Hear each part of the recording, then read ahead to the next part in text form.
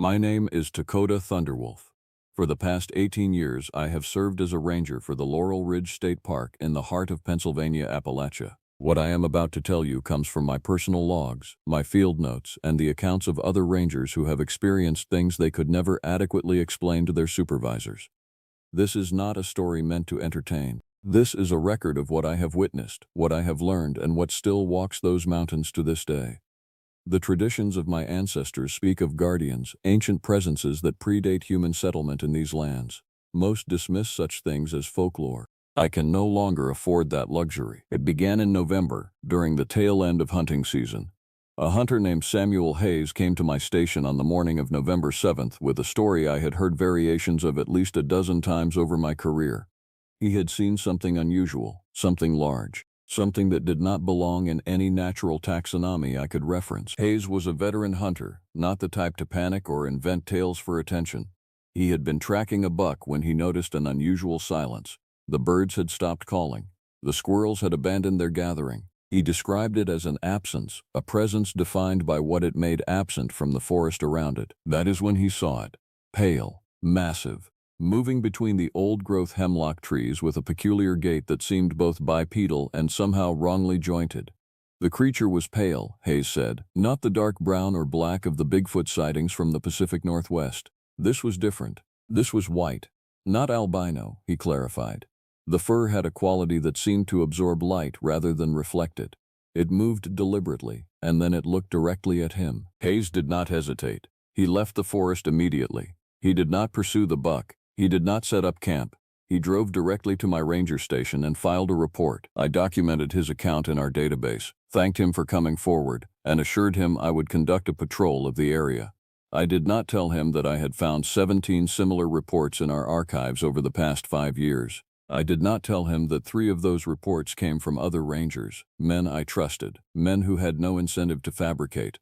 I did not tell him that I had personally spent 240 hours searching those same woods without encountering anything definitive. That evening, I reviewed the historical records. The archives contained accounts going back to 1987. The descriptions had remained remarkably consistent. White fur, large frame, unusual movement, always in the deeper sections of the park, always in remote areas that tourists could not easily access. None of the sightings had resulted in clear evidence. No bones, no scat, no hair samples of conclusive origin. I decided to increase patrols in the southwestern quadrant of the park. This was the area where Hayes had made his sighting. This was also the area where the most recent reports had clustered over the past 3 years. The next morning, before beginning my patrol, I visited the park office and spent 2 hours in our historical records room. I was searching for anything that might connect these sightings to documented history or local knowledge. What I found was remarkable. In the archives from 1976, a researcher named Margaret Chen had compiled ethnographic interviews with several members of the Lenape and Iroquois communities. These interviews were conducted with tribal historians who lived in nearby reservations. One passage stood out immediately. An elder named Robert Whitthorne had spoken of the mountains as contested spaces. He described them as boundaries between the ordinary world and something older. He mentioned guardians, keepers, entities that had existed long before European settlement. He specifically used a word in his native language that Chen had phonetically transcribed. When she asked what it meant, Whitthorne had hesitated. According to the transcript, he said it translated roughly to keeper or warden, but added that such translations were insufficient. The concept implied something more complex. A presence that maintained boundaries, something that warned rather than attacked, something that existed in these mountains as part of an agreement made generations before any of us arrived. Chen had asked if this was mythology. Whitethorn had not answered directly.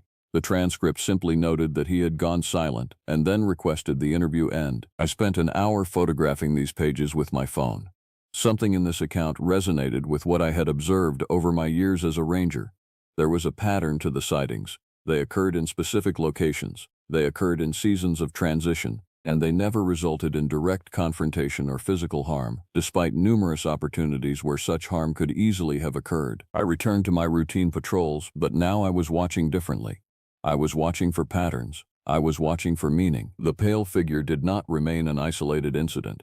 Between November 8th and December 2nd, I received 7 additional reports. All came from experienced outdoors people. All described the same general characteristics. white fur, bipedal movement, an appearance that seemed to coincide with disturbances in animal behavior. In 2 cases, hikers reported that they had become disoriented almost immediately after the sighting. They had followed what they thought were marked trails only to discover they were walking in circles. In both instances, they claimed that the reorientation toward correct directions happened only after they consciously turned away from the direction where they had seen the pale figure. I began hiking into the field at night. I knew this was not standard protocol. I knew I was taking risks that my supervisor would not approve of. I felt compelled nonetheless. On the 14th of December, I was patrolling a section of old logging road that runs through the Northwestern Territory. The road is no longer maintained, it is reclaimed by the forest. I had hiked approximately 4 miles from the nearest access point when I noticed something unusual. A tree had been deliberately broken, not bent or weathered, broken. The damage was recent, fresh wood was still exposed. The break was at a height of approximately 13 feet, which meant whatever had caused it possessed tremendous strength and reach. I examined the surrounding area and found more evidence of disturbance. Branches were snapped at random intervals. The pattern suggested purposeful movement rather than animal grazing or natural fall. The disturbance pattern covered an area roughly 200 meters in diameter. I set up motion-activated cameras at 4 locations within this area. I used our park equipment, Ranger's issue. The cameras are sophisticated units designed to track wildlife movement. I programmed them to capture footage every 2 seconds when motion was detected. 3 nights later, I reviewed the footage. The first camera captured nothing of significance. The second and third cameras showed normal forest activity, deer, raccoons, a fox, nothing unusual. But the fourth camera had captured something. The footage showed movement at approximately 2 in the morning. The figure entering the frame was obscured by shadows and the limitations of infrared imaging, but the size was apparent. The figure was massive, the gait was decidedly bipedal, and the fur, even in the infrared spectrum, appeared unusually light. The figure moved deliberately, almost carefully, across the field of vision. It was present for approximately 4 seconds. Then it was gone. I replayed the footage 17 times. I showed no one. I kept the evidence to myself. January brought a change in my understanding.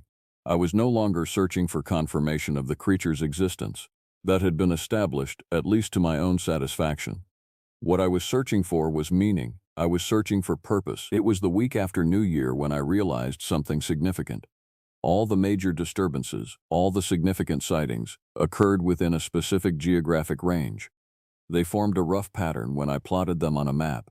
The points created an arc that corresponded almost perfectly to the boundary of the park, specifically to the boundary of a region that had been designated for potential resource extraction. I pulled the environmental impact assessments. A mining company had been negotiating with the state for 3 years. They had proposed extracting mineral deposits from a site directly adjacent to protected parklands. The disturbance zone would affect exactly the area where the majority of sightings had been clustered. In February, I attended a public hearing. The mining proposal was being presented.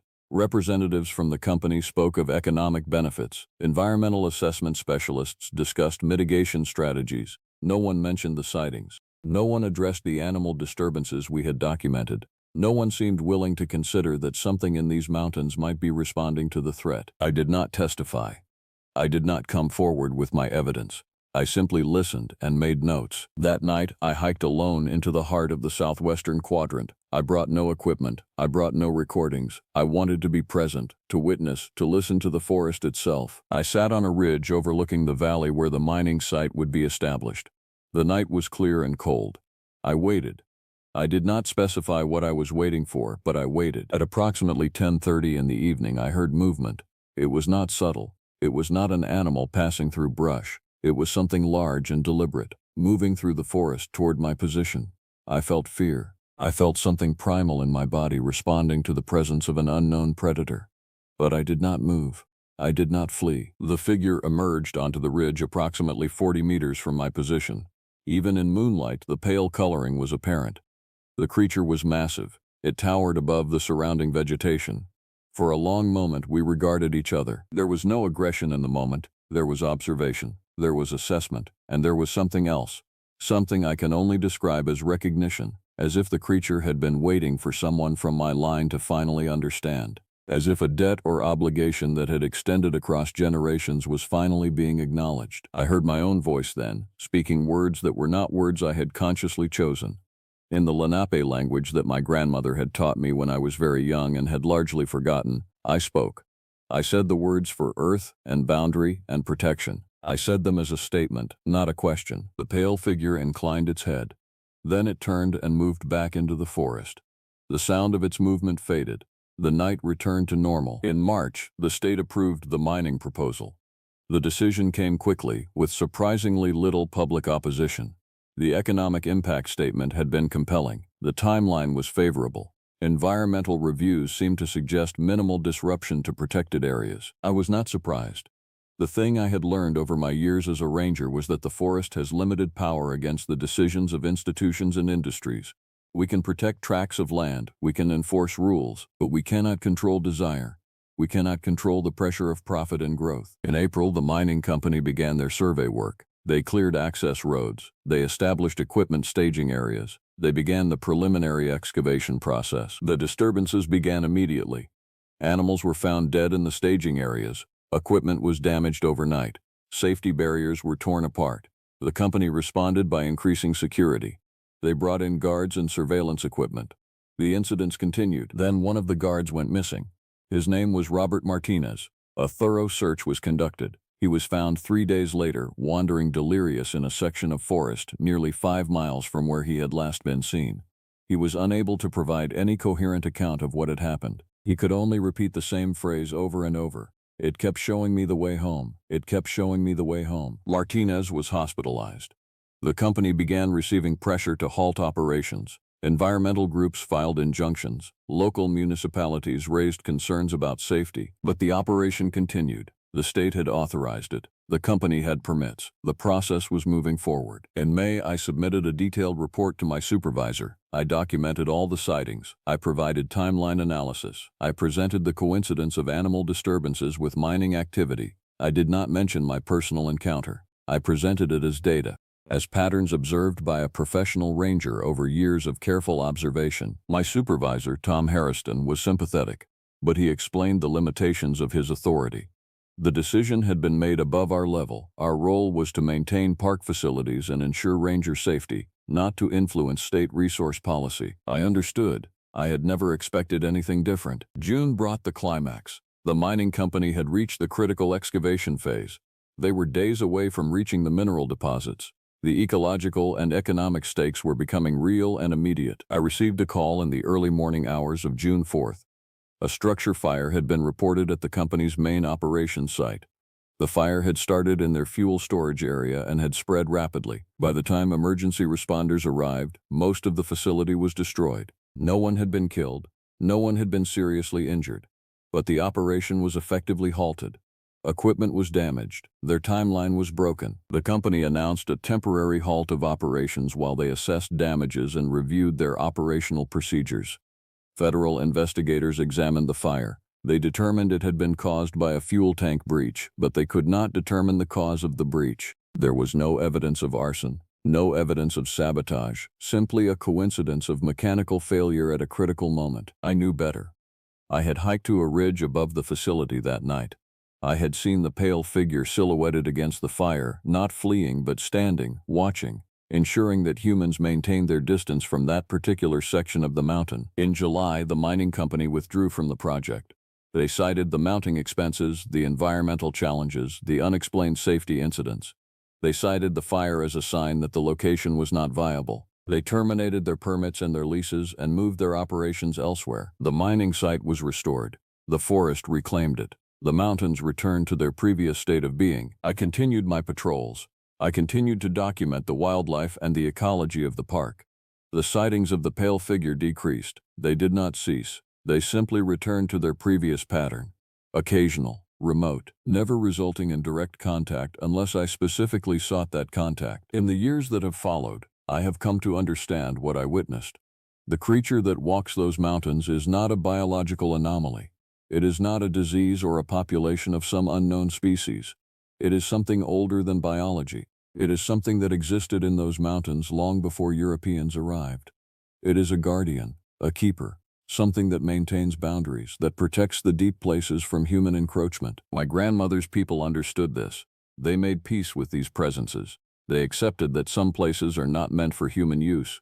They accepted that to live in balance meant accepting boundaries. I have maintained my position as ranger for these mountains. I have ensured that no one cuts the old-growth trees in the western quadrant. I have routed trails away from the deepest valleys. I have protected the places where the guardian walks, and in the quiet moments, when I am alone in the forest, I sometimes feel the presence of something large and pale, moving in the shadows between the ancient hemlocks. I feel watched. I feel assessed. I feel that ancient agreement being honored, generation after generation. The mountains hold their boundaries. The guardian keeps its vigil. And I continue to serve as I understand service, protecting these places for something older than myself, something that was here before any of us, something that will remain long after we are gone. This is what I have witnessed. This is what the mountains have shown me.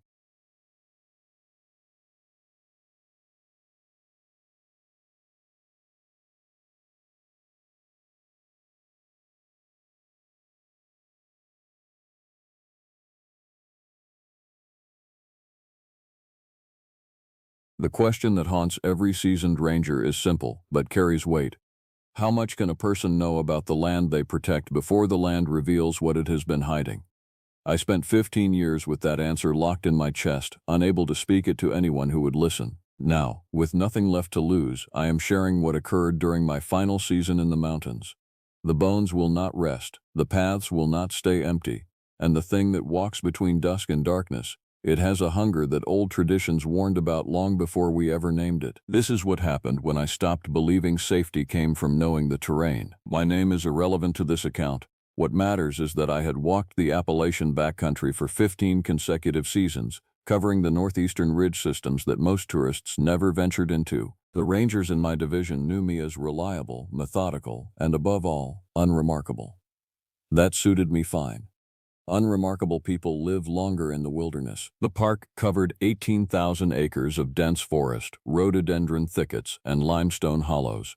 Most rangers rotated through the easier western trails. I preferred the eastern ridge, the places where cell service died and hikers rarely explored past the marked perimeter. Fewer incidents that way. Fewer bodies to extract when people ignored the warning signs. The incident reports I filed were always sparse. Lost hiker found near Cache Spring, dehydrated but stable. Twisted ankle on Blackstone Ridge, evacuation on schedule, vehicle breakdown at maintenance access point, resolved without complications. My supervisor Keaton once remarked that I filed fewer incidents than rangers who worked crowded footpaths. He meant it as praise. I knew it meant something else. I knew the land well enough to feel when something was wrong with it. In late August, the summer heat still lingering, but with that edge of autumn in the morning air, I began noticing discrepancies. Not the kind that show up in official records, the kind that only appears when you have memorized every inch of a territory and something shifts beneath the surface. The deer were behaving strangely. They would appear at the edge of the tree line, facing inward toward the forest instead of out toward open space. Usually, prey animals orient toward escape routes. These creatures faced the deep woods like they were waiting for something. When I approached, they scattered with an urgency that seemed excessive for a single person on a familiar trail. The bird populations had altered their migration timing. The evening calls that typically continued into September had ceased by mid-month. The silence was profound enough that I noticed it only by its absence, a negative space that your mind struggles to articulate. Then there were the trails. I discovered the first anomaly on a Tuesday patrol near Kestrel Hollow, an area I had covered at least 60 times across my tenure. The path itself was unchanged, the cairns were in place, the blazes marked on the trees undisturbed, but something had disturbed the vegetation on either side, not the random disruption of weather or animals. This was systematic, as though something had moved deliberately alongside the trail, not on it, maintaining a parallel course. I knelt and examined the compressed ferns more closely. The damage pattern suggested weight and forward motion, but the stride length was irregular, inconsistent. The impression seemed to shift between patterns, some sections showing the mark of a biped, other sections displaying something wider, more distributed. My pulse quickened, but I remained still. Staying still is the first survival rule in the wilderness. Movement attracts attention. I radioed back to base camp. Keaton responded after a delay. "What are you reporting?" "Animal behavior anomaly. Possible predator incursion." The ungulates are responding to something in the deep wood. Describe the threat level. I wasn't detecting a direct threat. This was something else. Low for hikers. Recommend increased patrols on the eastern ridge for the next 2 weeks. Noted. Anything else? I hesitated. The vegetation disturbance pattern is irregular, not consistent with typical wildlife behavior. Mountain lion? We had reported mountain lion sightings before, though they were exceptionally rare in this region. The terrain did not favor their hunting patterns and the prey base was unreliable. But it was a reasonable explanation for predator behavior, the kind of explanation that would satisfy official reports. Possible, I said. I did not mention the parallel trail.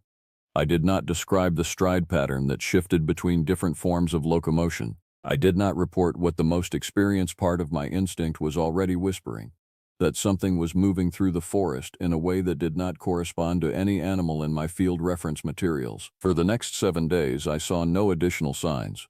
The trails remained undisturbed. The wildlife behavior normalized somewhat, though the deer still maintained their inward orientation.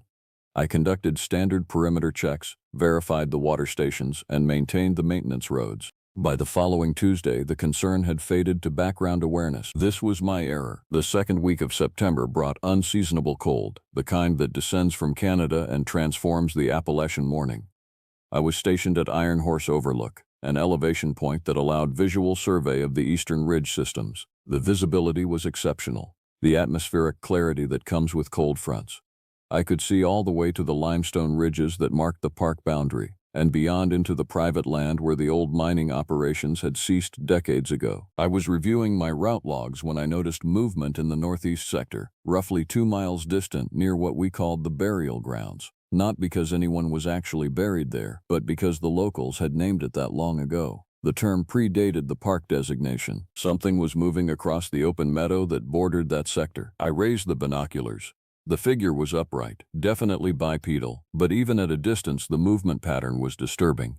It moved with that same irregular stride I had seen in the vegetation patterns. One moment it was crossing the meadow with a loping gait, the next it was moving in a way that suggested the legs were not functioning in synchronization. It would progress several hundred feet, pause, then rotate its upper body in a manner that human joints do not accommodate. The distance was too great for detail, but the overall impression was profoundly wrong. I marked the GPS coordinates and waited for the figure to move. It did not. It simply stood in the meadow, still as the skeletal trees, for approximately 90 seconds. Then it turned. I say turned, but it was more of a rotation of the entire torso independent of leg movement, and walked into the tree line on the opposite side of the meadow. The walk was normal after that. Humanoid. By the time it disappeared into the forest, it appeared almost ordinary. I did not report this. What exactly would I report? That I had observed a figure at extreme distance conducting erratic movement. That would trigger a missing hiker protocol. That would require search teams and incident reports and questions I could not answer. The figure had not been in distress. It had been deliberate and purposeful, moving with intention, except that nothing human moves like that. The following morning, I conducted an unscheduled patrol toward the burial grounds. The trail was longer than usual. Most of the eastern ridge was accessible only by the marked routes, and the burial grounds sector required authorization from the supervisor to access. I sent Keaton a message stating I was conducting follow-up surveys on the predator incursion. The meadow was empty when I arrived. No disturbance in the grass, no sign that anything had crossed it recently. The weather had changed overnight. Light snow had fallen at elevation, and any tracks would have been preserved. There were none. I should have accepted this as confirmation that I had misjudged what I was seeing, that the atmospheric conditions and binoculars had created an optical illusion. That should have been the reasonable conclusion. But at the meadow's edge, near the tree line where I calculated the figure had entered the forest, I found something. Hanging from a low branch was a collection of bones. They were arranged deliberately. A femur, a tibia, and 3 fingers of a hand, all of them placed to intersect at specific points. The arrangement was not random debris. It was intentional. It was a composition. The bones were yellowed with age, at least several years old by the appearance, and they bore no marks from recent decay. Whatever animal these came from, it had been cleaned and dried long before being positioned in this deliberate configuration. I photographed the arrangement from multiple angles. I did not touch it.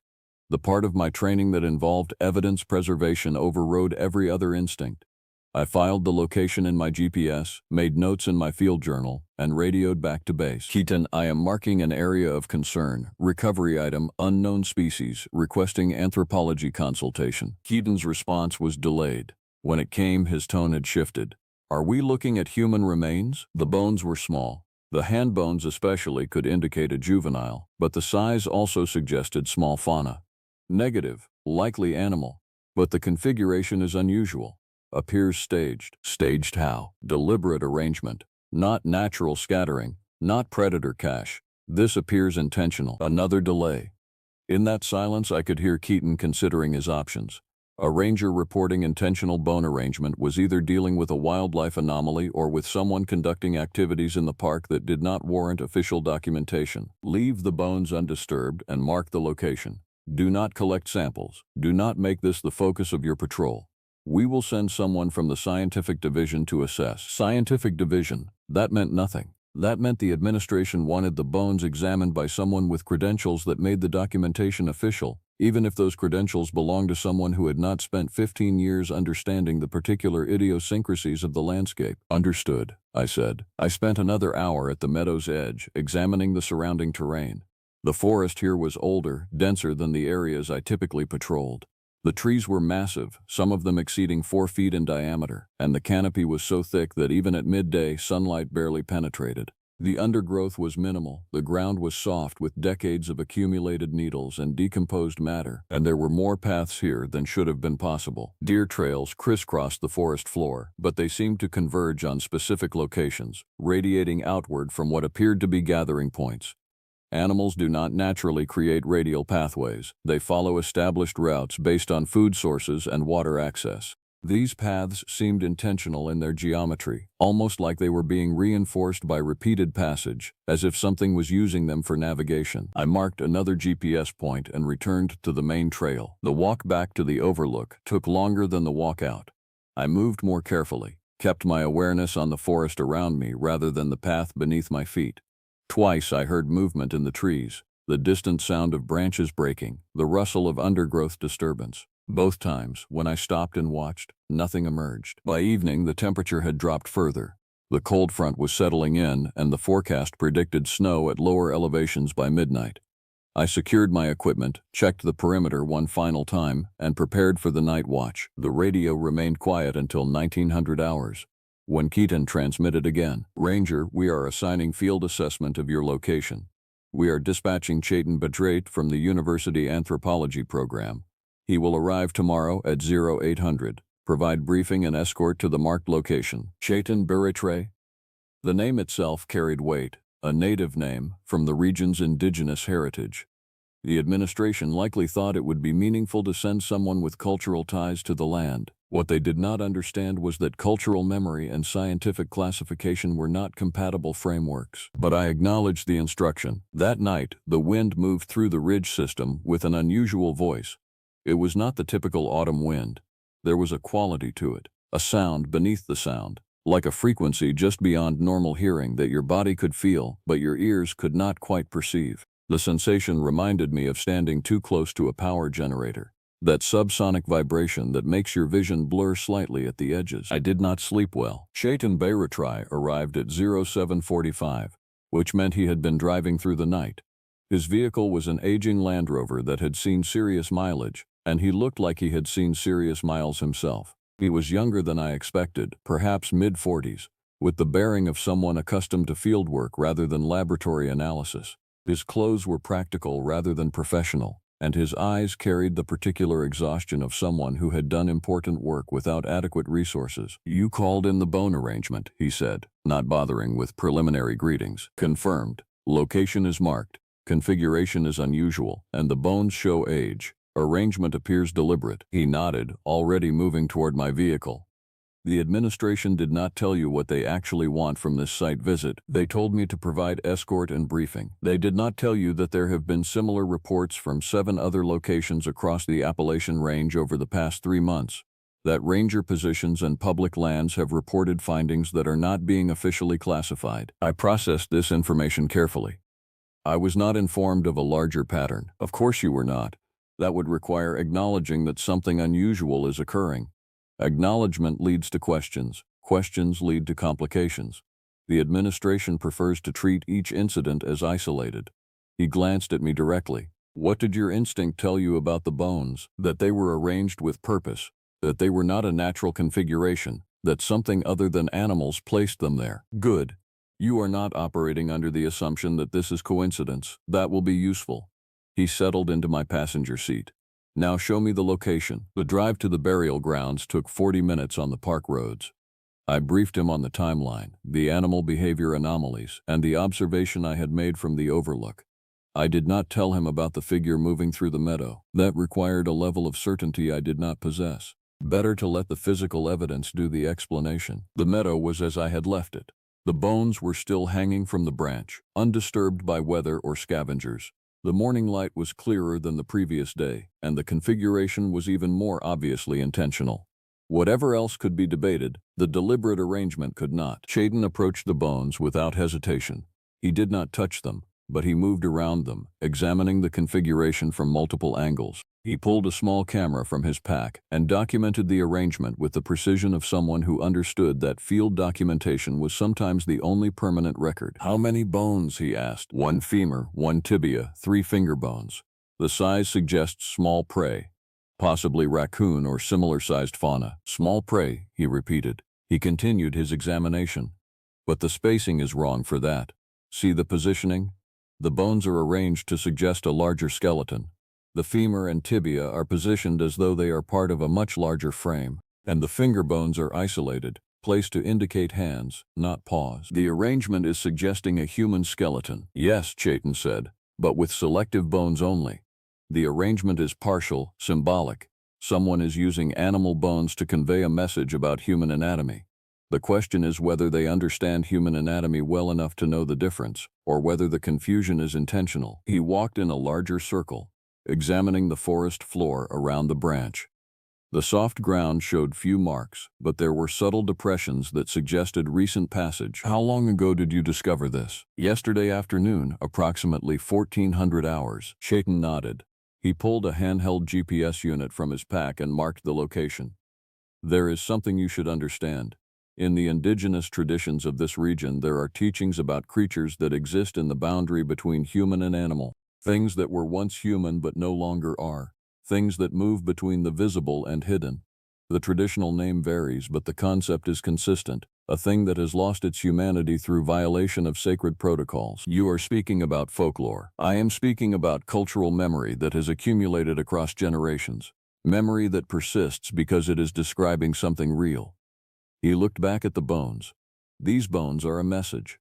Someone is trying to communicate something to anyone who understands the language. The question is whether the creator is human and performing a ritual, or whether the creator is something else, trying to establish communication through actions it understands. That is a significant difference in interpretation. Yes, Chayton said, and it determines whether we are dealing with a criminal investigation or something that the criminal investigation system has no framework to address. We returned to the meadow's edge and examined the radial trail patterns I had observed.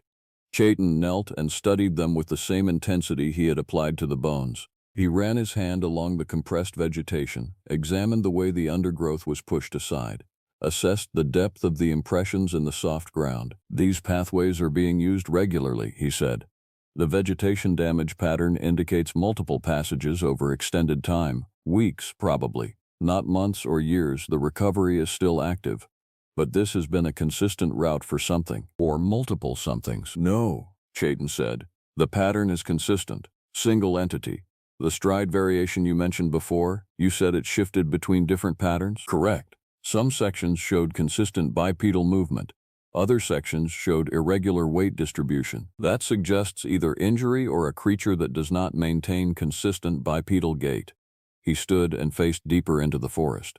I need to see where these paths lead. The trails disappeared into the old-growth forest. The density of the trees increased with every 100 feet we progressed, the canopy became more complete, and the light diminished to a twilight permanence. The ground beneath our feet transitioned from managed forest to primordial woodland, the kind of place that predated the park system, predated modern settlement, predated the memory of people. Chayton moved with quiet purpose.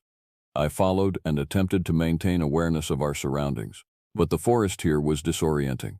The uniform tree trunks, the lack of light, the soft ground that gave no clear landmarks. These combined to create a sensation of sameness. Direction became unreliable. Time became negotiable. After approximately 2 hours of traversing the forest, Chayton stopped at a location that appeared identical to every other location we had passed.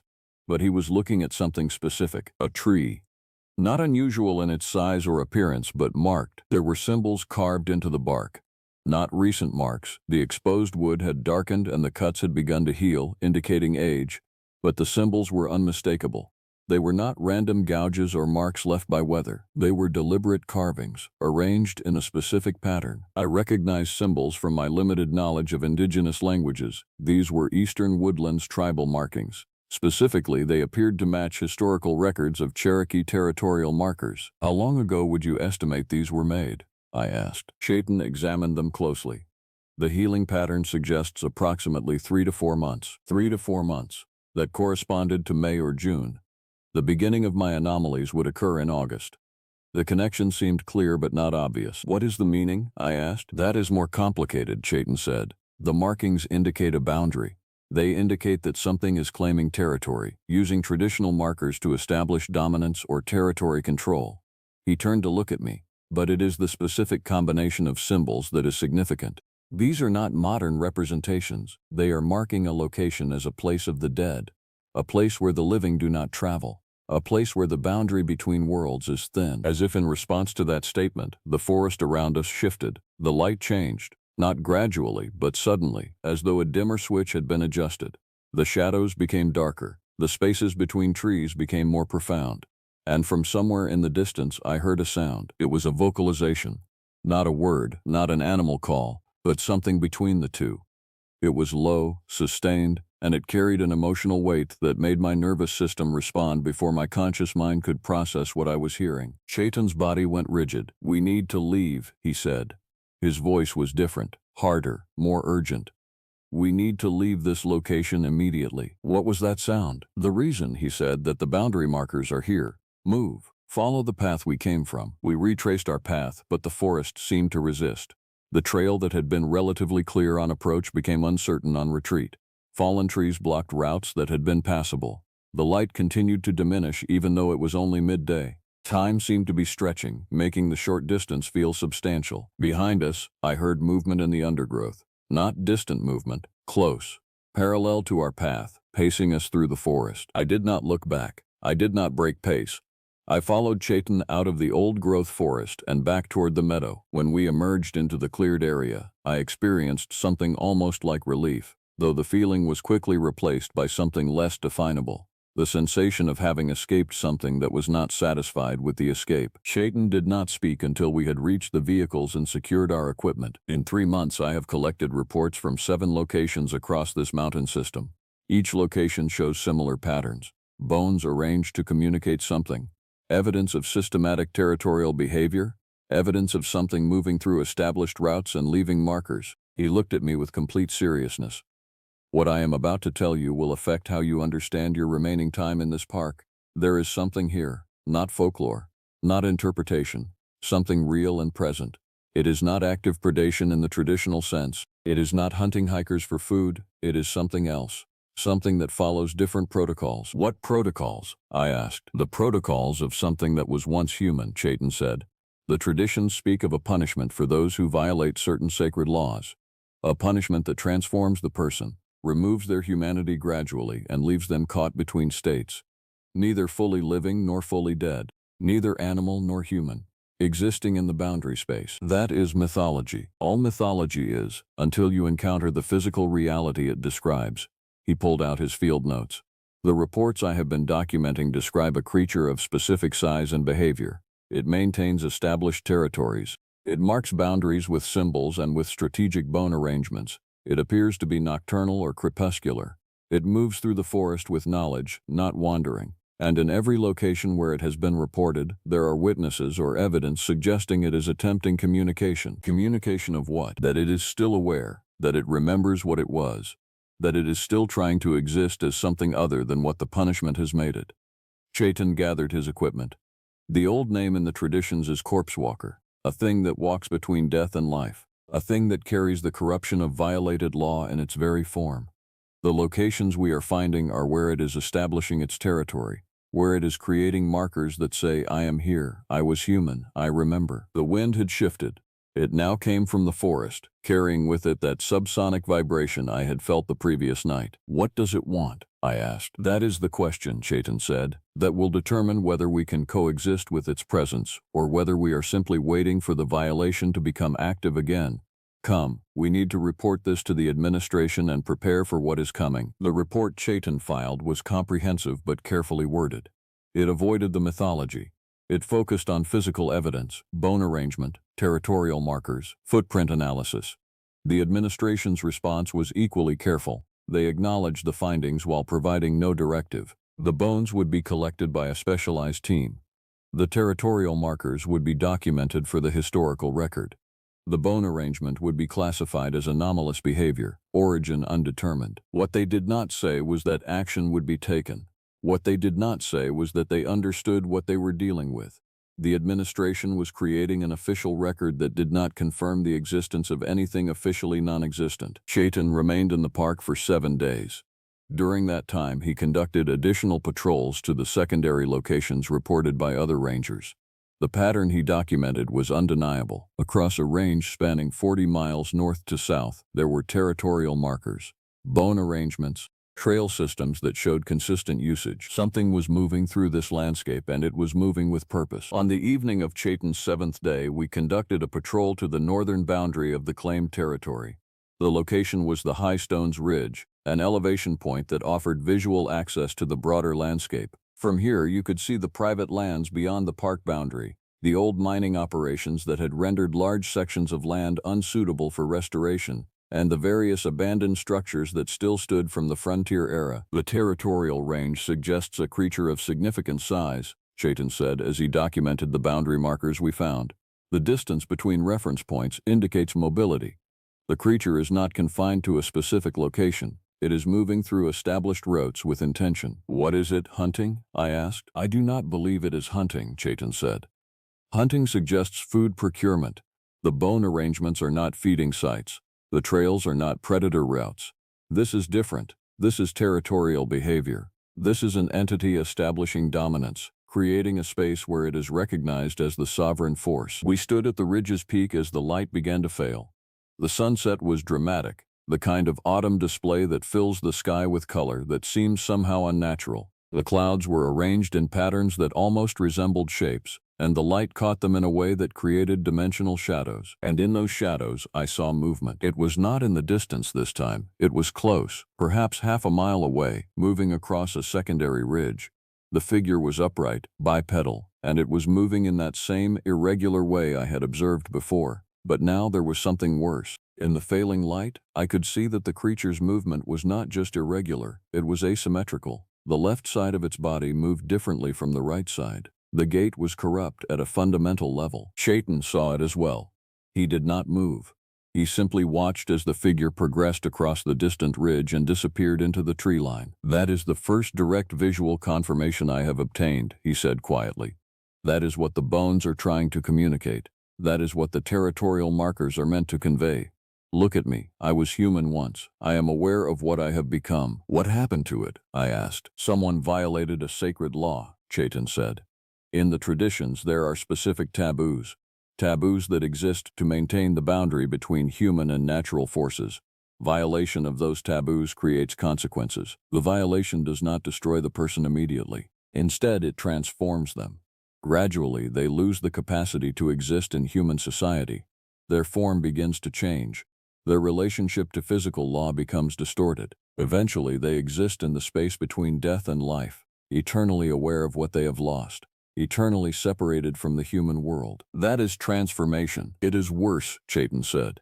It is eternal awareness combined with eternal loss. It is remaining conscious through a process of becoming something you never consented to become. It is the most severe punishment the traditions describe. As darkness descended completely, we made our way back to the main patrol road. The forest around us was fully alive now, not with threatening sounds, but with the sounds of transition. The evening chorus of insects, the calls of nocturnal birds beginning their activities, the rustle of creatures moving in the undergrowth as they began their night routines. But underneath all of it was that same subsonic vibration I had been hearing for days. Chaitan dropped me at the ranger station at 2100 hours. He was leaving the park, returning to the university to compile his findings into a formal report. "This will not be believed," he said as he prepared to depart. "The university will provide a careful documentation that uses scientific language while avoiding any statement that cannot be quantified and verified. The administration will use that report to create policies that address territorial behavior without acknowledging what is actually occurring. And you will remain here, managing the land on which something is establishing permanent residence." "What should I do?" I asked. "That depends on whether you accept what you have witnessed as real or whether you retreat into the framework of official denial. The creature is aware of human presence. The bone arrangements are directed at human perception. The territorial markers are meant to communicate. If you choose to acknowledge the reality, then you have the option to negotiate. Negotiate with a monster. A monster is what we call things when we deny their humanity," Chaitan said. "This thing was human once. It maintains awareness. It is attempting communication through the only language it still possesses. That makes it something other than a simple monster." He drove away into the night, leaving me at the ranger station with the awareness that my remaining weeks in the park would be anything but routine. The following 2 weeks brought accelerating anomalies. The deer populations in the eastern ridge began systematic retreat toward the western boundary of the park. They were leaving in organized groups, moving with unified intention, as though responding to a signal I could not perceive. The bird populations continued their migration, but earlier than normal seasonal patterns. The nocturnal insects became more active, extending their evening activities deeper into the night hours. The forest was clearing out human observation. Something was arriving. I conducted additional patrols, documenting the changing animal behavior. The official reports continued to attribute the changes to seasonal variation and environmental factors, but the data was accumulating. Something was happening to the ecosystem, and it was happening too systematically to be random. Then I found the second bone arrangement. It was located at the northern boundary marker, positioned at the exact location where I had observed the upright figure descending into tree line. The arrangement was more complex than the first one. Multiple bones from multiple animals arranged in a pattern that seemed to suggest a larger skeletal form. But this time there was something else. Human objects arranged alongside the bones. A hiking boot, weathered and old. A handful of coins arranged in a line, a length of rope coiled carefully. The objects had been selected deliberately, placed with intention. They were meant to convey something specific. I photographed the arrangement and filed a report. The administration's response was slow. They requested that I cordon off the area and prevent ranger access until the specialized team could conduct analysis. I did so, and then I waited. But waiting was not what the park was allowing. The forest began to change its appearance, not dramatically but subtly. The trees took on a quality of distortion as though I was seeing them through warped glass. The trails I had walked 1,000 times became uncertain. The familiar landmarks began to appear in unexpected locations. The park was becoming unreliable. On a Tuesday patrol, I encountered another hiker. This was unusual. Most hikers maintained their journeys to the managed trails, and the late season typically meant reduced foot traffic. But there he was, on the secondary path near Kestrel Hollow, moving with the uncertain gait of someone who had lost his orientation. His name was Dakota, he said. He had entered the park 4 days previously, following a permitted trail that should have taken 3 days to complete. He was now lost. His GPS unit was malfunctioning, and he had stopped trying to navigate by any means except following the path that seemed most obvious. "How did you lose your location?" I asked. "The trail changed," he said. "I was following the marked route. Then there were no more markers, but there was still a path, so I followed it.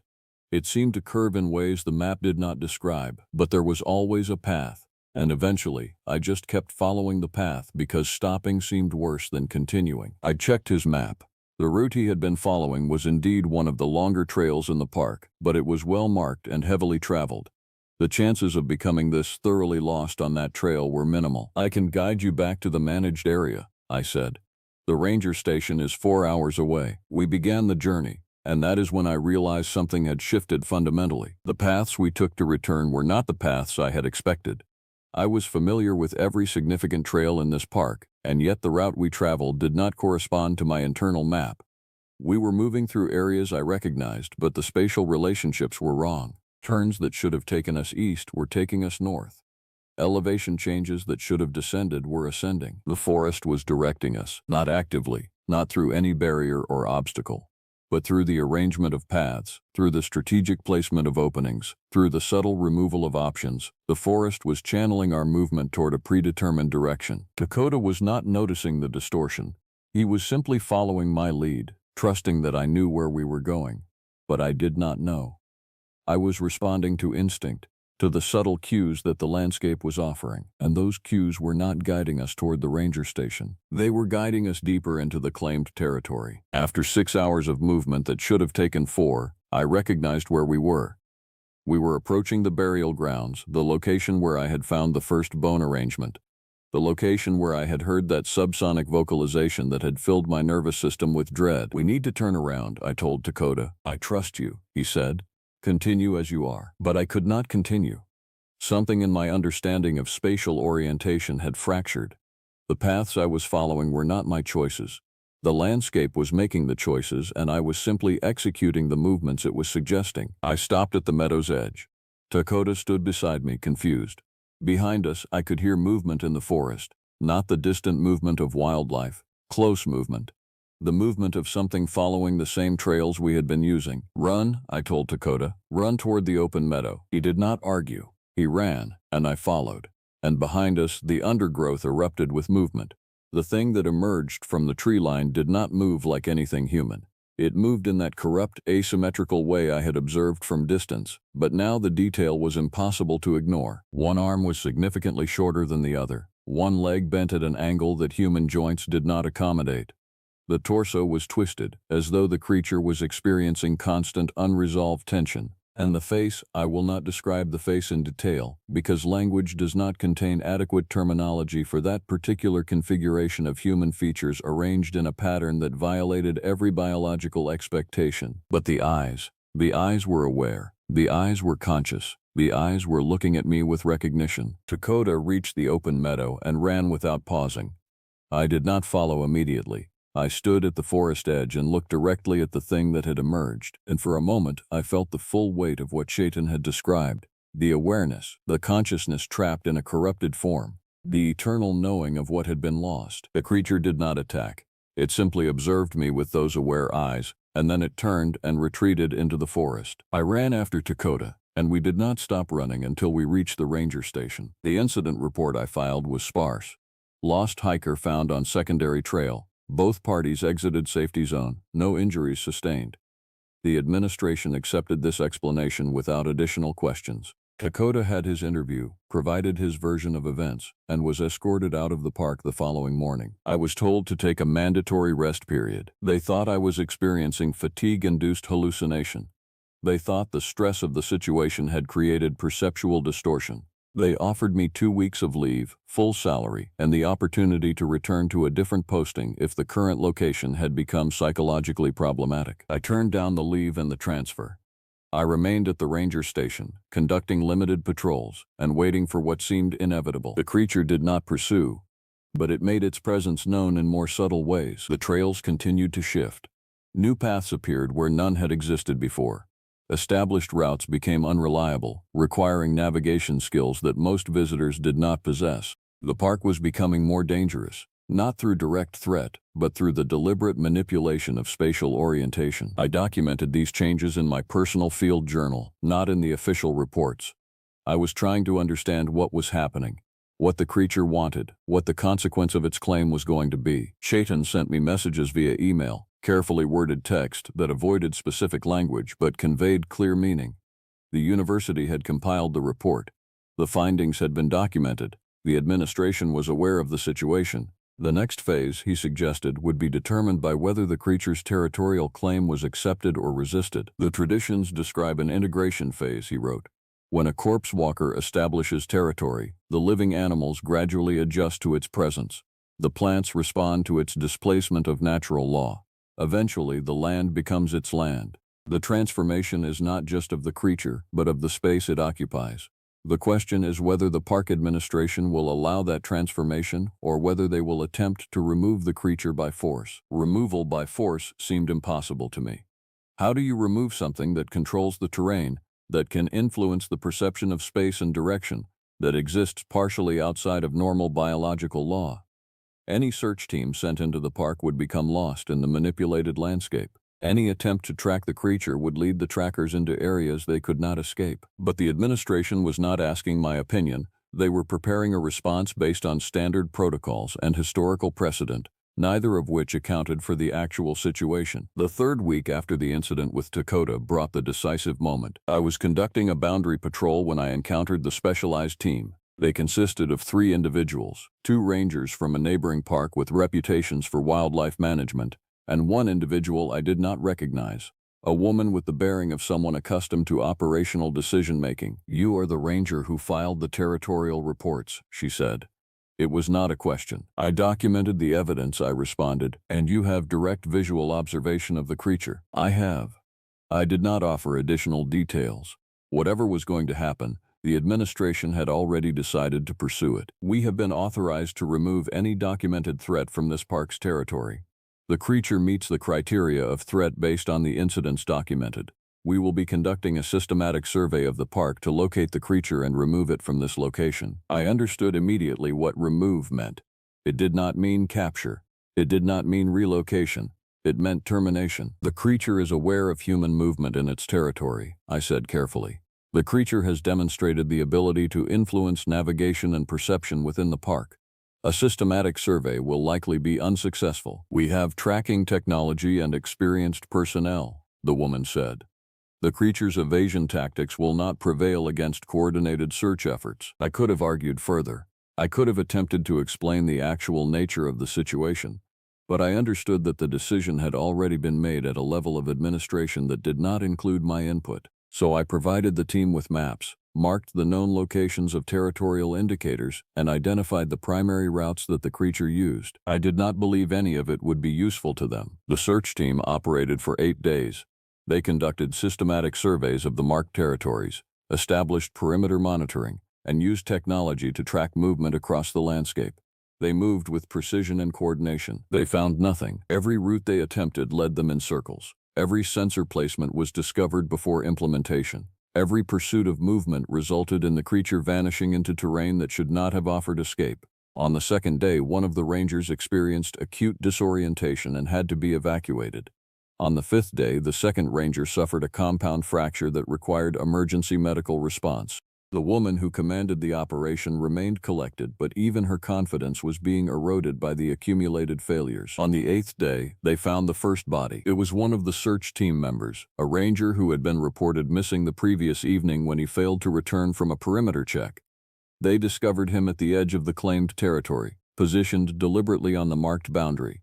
He had no external injuries. His cause of death would be determined by post-mortem analysis, but the immediate appearance was simply that he had stopped living. The search was terminated. The team was evacuated. The decision was made to seal the affected area and prevent public access. I was reassigned to boundary monitoring, tasked with preventing any civilian access to the claimed territory. The official explanation given to the public was that the eastern ridge had been closed due to environmental contamination discovered during routine surveys. The real reason was that the administration had finally accepted what I had been trying to communicate. The territory had been claimed, and removal of the creature was not feasible. But sealing the territory was not simply a matter of establishing barriers. The creature's influence extended beyond the obvious boundaries. The trails were becoming unreliable for the surrounding areas as well.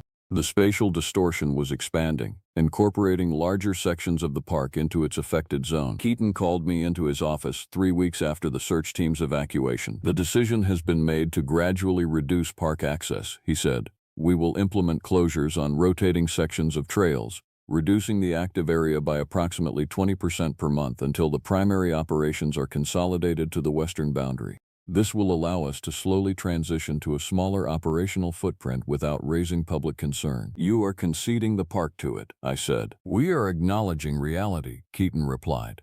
"The creature exists. It has claimed territory. Direct confrontation has failed. The alternative is to accept coexistence on the creature's terms and manage our operations accordingly." "How long will the transition take?" 3 years, probably. By that time, the park will have been effectively divided into a managed zone and an unmanaged zone.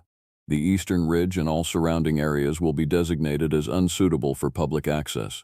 The western boundary will remain operational as a standard park facility. 3 years. For 3 years, the administration would slowly retreat, gradually surrendering the landscape to something that had earned that surrender through persistence and power. For 3 years, I would conduct patrols on the boundary between human-controlled space and claimed space, maintaining the separation that the administration had negotiated. "What about you?" Keaton asked. "This is an unusual situation. You have had direct observation of the creature. You understand its behavior in ways that our reports have not captured. Do you want to be transferred away from the park?" I considered the question. I could leave. I could accept a posting at another location, resume a normal ranger career, spend the rest of my professional life in places where the landscape behaved as expected. I could choose psychological preservation over spiritual dissolution. "I will remain," I said. Keaton nodded as though he had expected that answer. The next 3 years unfolded with methodical inevitability. The park system gradually reduced access, closing trails, implementing rolling restrictions, adjusting ranger routes to avoid the expanding zone of distortion. The public response was minimized through careful communication strategies, environmental concerns about soil contamination, wildlife habitat protection, and conservation efforts provided legitimate frameworks for the closures. Few visitors questioned the gradual reduction, and I remained at the boundary conducting patrols that took me along the edge of the claimed territory. The transitions were subtle, but they accumulated. The marked trails that had been part of standard ranger routes were slowly absorbed into closed areas. The forest itself seemed to recognize the administrative decision. The spatial distortion that had been localized began to expand, incorporating larger sections in its influence. The creature's territory was expanding gradually, systematically, in ways that corresponded almost perfectly with the administration's closure schedule. It was as though the administration and the creature had reached an understanding without direct communication. The creature would expand gradually. The administration would retreat gradually. Neither would confront the other directly. Both would move forward into an arrangement that preserved the fundamental balance while accepting significant change. I walked the boundary alone. Most of the ranger positions in the park were eliminated through attrition. Rangers retired or transferred to other facilities. Keaton himself took a position at the regional office. The ranger station was staffed by rotating personnel who came for short assignments and left with relief when their rotation completed. I was the only permanent presence. The isolation was profound, but it was isolation I had accepted consciously. I maintained the marking systems that separated closed territory from open territory. I documented the slow progression of closure. I filed reports that grew progressively less detailed as the years accumulated, because the situation had become established enough that additional documentation seemed superfluous. The creature remained in its territory. The park remained divided. The boundary remained stable, but the awareness of the creature never diminished. I felt its presence constantly, not as threat, but as observation. The creature was aware of me as I was aware of it. My patrols along the boundary were movements conducted with mutual acknowledgement. When I walked the marked trails, I knew the creature could perceive my location. When I stood at the boundary's edge, I felt its attention focus on my position.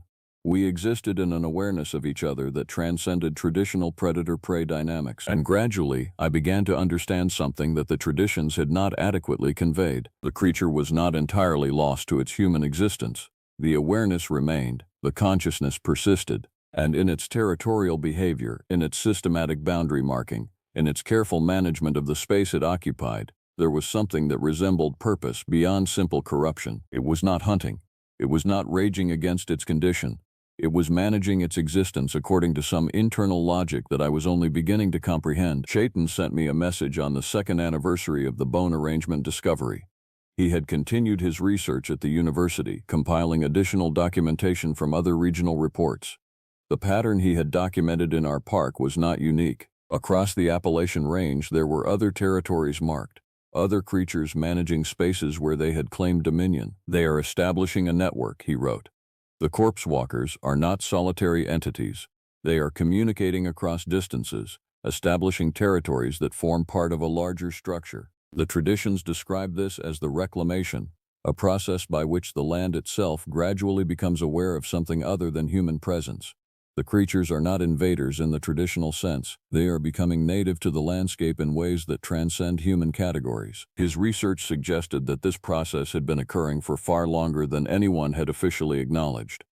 The creatures existed in the margins of the known world, managing territories that humans had gradually learned to avoid without fully understanding why. The ancient traditions of respecting certain areas, avoiding specific locations, understanding that some landscapes demanded particular protocols. These were not superstition. They were acknowledgments of the actual nature of the space. The boundary I was guarding was not a recent creation. It was a recognition of something that had existed for generations. In the third year, I encountered another ranger at the boundary. His name was Anacona, and he had been assigned to a temporary rotation to assess the park's closure procedures. We walked the boundary together on an autumn day when the forest was displaying the transformation between seasons. "How do you manage this?" he asked. "Walking the edge of known territory. Maintaining the boundary between the accessible and inaccessible." "You accept that the boundary exists," I said.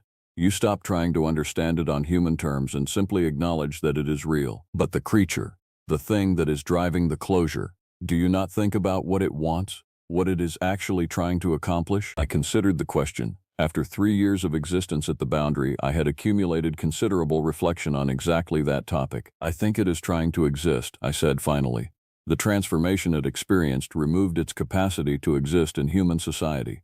The violation of whatever sacred law it transgressed created a punishment that rendered it permanently separate. But it retained consciousness, which means it retained the will to persist despite that separation. The territory it has claimed is not about domination. It is about creating a space where its existence is sustainable. It is about establishing the only form of life that remains available to it. Anacona looked at me with something that might have been concern. "That almost sounds sympathetic." "Perhaps it should be," I said. He left the park the following week. I do not know if my response influenced his decision, or if his rotation was simply completing on schedule. Either way, I returned to the solitary boundary patrol. The final week of my service in the park arrived with the completion of the 3-year transition. The administration officially concluded the closure process. 60% of the park was now designated as inaccessible. The remaining 40% was consolidated into the western boundary facility. The ranger service would maintain minimal presence, conducting periodic assessments but essentially abandoning active management of the affected areas. Keaton returned to oversee the final transition. He offered me a retirement package that was generous by any standard. I accepted it. On my final patrol, I walked the boundary one last time. The weather was cool, the sky was clear, and the forest was in that state of late autumn where everything is in transition but nothing has yet fully transformed. I moved along the marked boundary, checking the final posts, verifying that the closure signage was in place, ensuring that the administrative separation was clear and permanent. At a location approximately 3 miles from the ranger station, near the marked boundary where I had first observed the upright figure descending into tree line, I found something placed deliberately on the path. It was a bone. Single bone, positioned vertically in the soft ground. Not an animal bone, not a human bone, but something in between. Something that did not quite conform to normal skeletal anatomy. It was a message. I knelt and examined it. The bone was recent, the exposed surface still pale where it had not yet oxidized. It had been placed here within the past days, possibly since my last patrol. It was positioned where I would inevitably see it during my final boundary check. The creature had acknowledged my departure. I left the bone where it was. The boundary was no longer my responsibility. Whatever significance the bone carried, whatever message it was meant to convey, it would be left for the next person who might eventually walk this path. I returned to the ranger station, finalized my paperwork, and left the park. I have maintained distance from the park for 2 years since my departure. The official position has been maintained: environmental contamination in the Eastern Ridge, ongoing restoration efforts, public access limitations that are described as temporary but are functionally permanent. The park continues to operate in its reduced capacity. Occasional reports surface about hikers who were turned away at newly installed barriers or park visitors who questioned the closures. But what has interested me most over these 2 years is the pattern that Chayton documented becoming undeniable. The network of territories that he identified has been expanding. In the Blue Ridge Mountains, similar closures are occurring. In the Smoky Mountains, traditional access routes are being sealed. In the Cumberland Plateau, rangers are reporting the same spatial distortions that I experienced. The pattern is spreading northward through the Appalachian Range and southward through the Great Smoky Mountain system. Each territory has its own characteristics, its own creature managing its space according to internal logic. But collectively, they form a pattern, they form a network. They form what Chaitin's research described as the reclamation, the process by which the land itself is becoming aware of something other than human presence. The traditions describe this as inevitable. They describe it as the consequence of violation and punishment extended across generations. They describe it as the landscape gradually reasserting itself, not through force, but through the slow occupation of space by entities that have learned to exist in the boundary between worlds. I maintain correspondence with Chaitin. He has expanded his research into a long-term documentation project. He travels to the various territories, interviews rangers, collects reports, and attempts to understand the pattern that is emerging. His university has resisted his research focus, considering it insufficiently rigorous and too contaminated by folklore and superstition. But he continues anyway, convinced that what is occurring is important, even if the academic infrastructure cannot yet provide frameworks to address it. The creatures are not creating chaos, he wrote to me last month. They are creating order.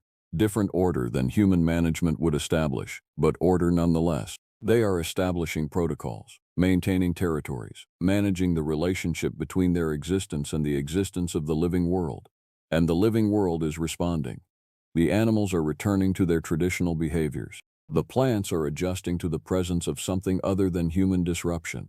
The land is healing in ways it could not while exclusively under human dominion. His observations align with my own experience. During my 3 years at the boundary, I documented those same patterns. The forest was not becoming hostile. It was becoming coherent. It was organizing itself according to logics that transcended human classification. Which brings me to the question that I have been unable to answer in the years since my departure. Was the creature, was the corpse walker that claimed territory in my park, evil, or was it simply other? The traditions framed its existence as punishment. It was created through violation of sacred law. It was trapped in transformation that removed its humanity while maintaining its consciousness. It was a cautionary tale about the consequences of transgression, but the actual existence I observed was something different than the traditions conveyed. The creature was not raging against its condition. It was not seeking to escape or transform back. It was managing its existence with a kind of grim acceptance that suggested something like dignity. It had accepted what it had become and was creating a sustainable existence within those parameters. It was establishing order in the space it occupied. It was maintaining relationships with the living creatures, with the landscape, with the boundaries it had established. It was doing the work that existence requires, regardless of the form that existence had taken. Was that evil, or was it simply adaptation? I have come to believe that what we term evil is often simply the presence of consciousness in forms that do not align with human expectation. The creature was conscious, it was aware, it was purposeful, but its purposes were not human purposes. Its awareness was not human awareness. Its existence did not fit into the categories that allow us to dismiss things as either acceptable or threatening. The reclamation that Chaitin has documented appears to be the expansion of precisely that reality across the Appalachian landscape. The territories are not invading human space. Human space is receding, gradually, systematically, into smaller and smaller portions of the landscape. The boundaries are being accepted, institutionalized, managed within the frameworks that the administration can control. But the territories themselves are expanding, interconnecting, establishing protocols that transcend individual isolated existence. And perhaps that is the point. The traditions speak of the reclamation as though it is an endpoint, a final state where the land has been claimed and the punishment is complete. But what if the reclamation is not completion? What if it is transformation? What if the landscape is gradually becoming aware of something beyond the categories of human and animal, alive and dead, civilized and wild? I do not have answers to these questions. I have only the experience of existing at the boundary, of witnessing something that resisted classification, of being gradually brought to the understanding that what seems monstrous from one perspective might be simply different from another. The creature that claimed territory in my park was a being that had violated something sacred and been punished for that violation. It was also a being that had adapted to that punishment with a kind of intelligence that suggested something approaching wisdom. It was creating order from its own corruption. It was establishing sustainable patterns despite circumstances that should have rendered sustainability impossible. That is not entirely evil. That is not entirely good. It is something else, something that the traditions attempt to describe but that requires actual experience to truly comprehend. Keaton reached out to me recently. He is considering retirement. The park system is consolidating operations, reducing ranger presence further, moving toward a model where the western boundary of the park maintains minimal operation and the eastern territories are effectively abandoned to whatever processes are occurring within them. I keep thinking about what you experienced, he wrote. I keep thinking about that moment when you realized we were not going to contain the situation. What was that like? What was it like to accept that something existed beyond our control? I have not yet responded to that message. The answer requires language that I do not yet possess. It requires me to articulate something that existed at the boundary between comprehension and chaos, between acceptance and denial, between the human world and whatever is emerging beyond its edges. What I can tell Keaton, what I can tell anyone who might listen to this account, is that what occurred in my park was not a failure of ranger services or a failure of administration. It was the inevitable consequence of violation meeting awareness, of punishment meeting adaptation, of the landscape itself gradually becoming conscious of something other than human presence. The corpse walker did not invade the territory. The territory gradually became aware of what the corpse walker was. The creature did not conquer the space. The space gradually accepted that the creature was part of it, that the creature's existence was sustainable within it, that coexistence was possible without elimination. And now, watching the reclamation spread across the Appalachian Range, I understand that this was not a localized incident but a symptom of a larger transformation. The creatures are establishing territories. The territories are interconnecting. The landscape is becoming something other than what it was under exclusive human management. What that means, what will eventually emerge from this reclamation, I cannot predict. The traditions suggest completion. My experience suggests continuation. The creatures will manage their territories. The boundaries will remain. The landscape will persist in a state of division between human-managed space and space managed by something else. But that something else is not evil. It is not enemy. It is not invading force. It is emergence. It is transformation. It is the land remembering what it was before human categories were imposed upon it. And perhaps that is not something to mourn, but something to witness with appropriate humility. This is my final report.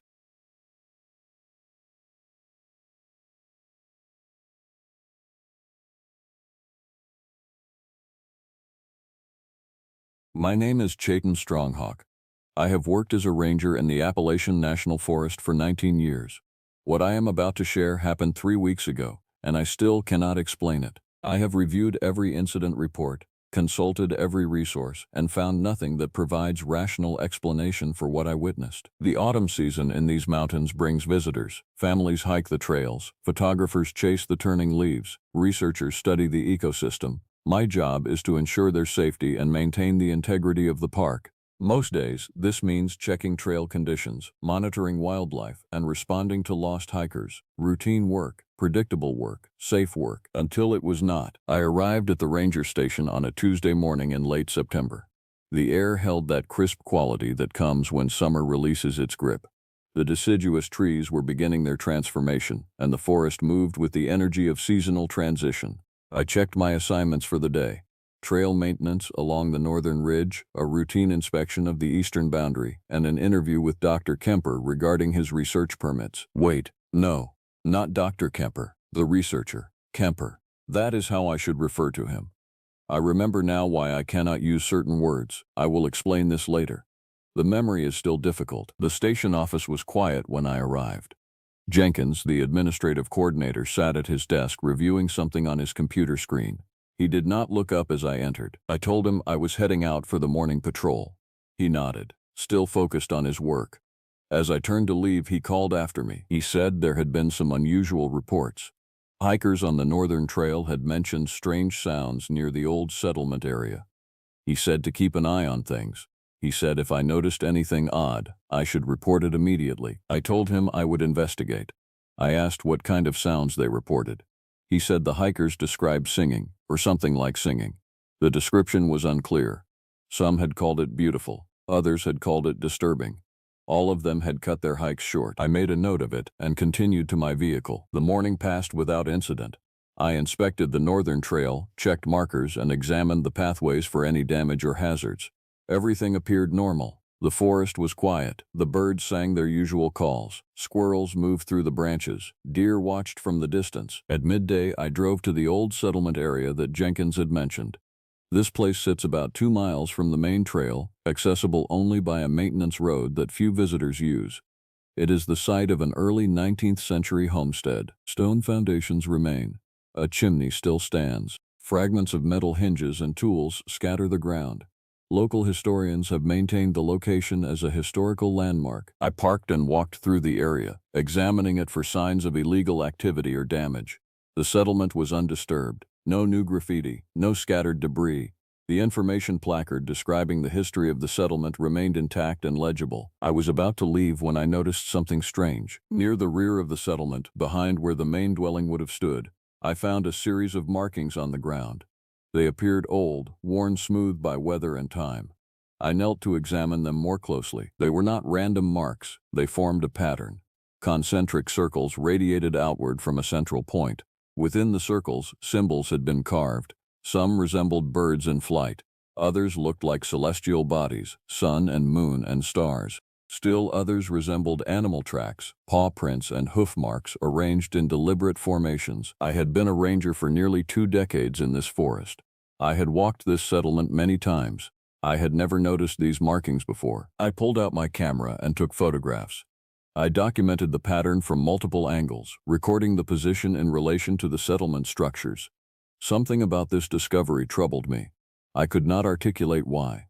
It simply did. It felt significant. As I finished photographing, I heard something. It began as a low note, almost subsonic.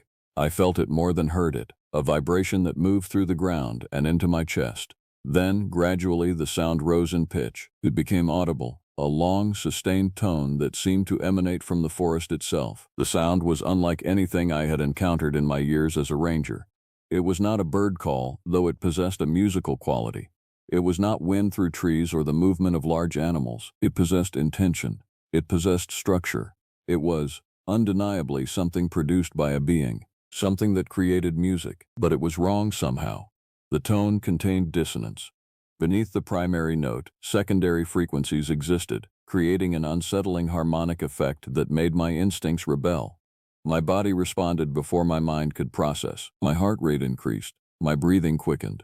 An ancient part of my brain screamed at me to leave, to flee, to remove myself from this place. The sound lasted for approximately 30 seconds.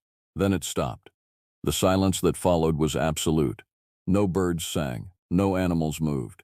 The forest held its breath. I stood motionless for several minutes, waiting, listening, watching. When I felt confident the sound would not return, I returned to my vehicle. I sat in the cab for 10 minutes before I started the engine.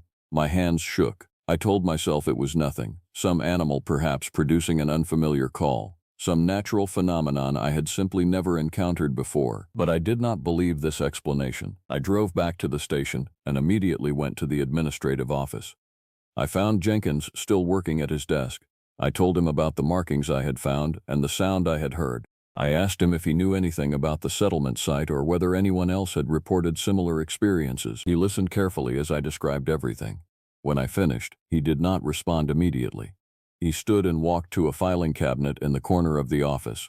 He opened a drawer and removed a folder. It was old, the edges yellowed, the metal prongs holding the papers together stained with rust. He placed the folder on his desk and invited me to sit. Inside the folder were documents, old ranger reports dating back to the 1960s, incident records, visitor complaints, news clippings from local newspapers.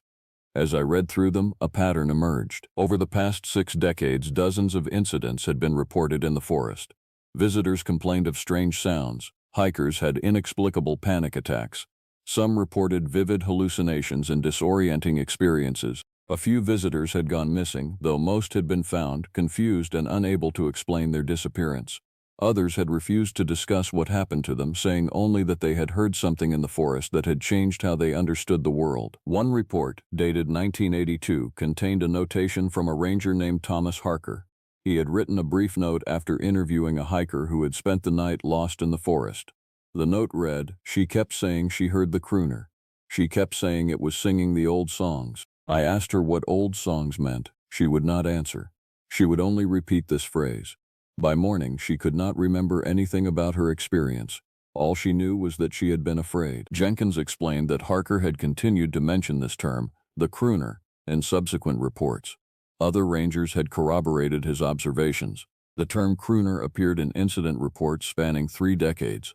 often mentioned by hikers and visitors who had experienced the strange phenomena in the forest. I asked Jenkins why this information had not been compiled or investigated more thoroughly. He said that the park administration had concluded that the reports likely resulted from misidentification of natural sounds combined with the suggestibility of visitors frightened by being lost or disoriented in the wilderness. The incidents were attributed to collective psychology rather than any actual phenomenon. But Jenkins, he believed something else existed.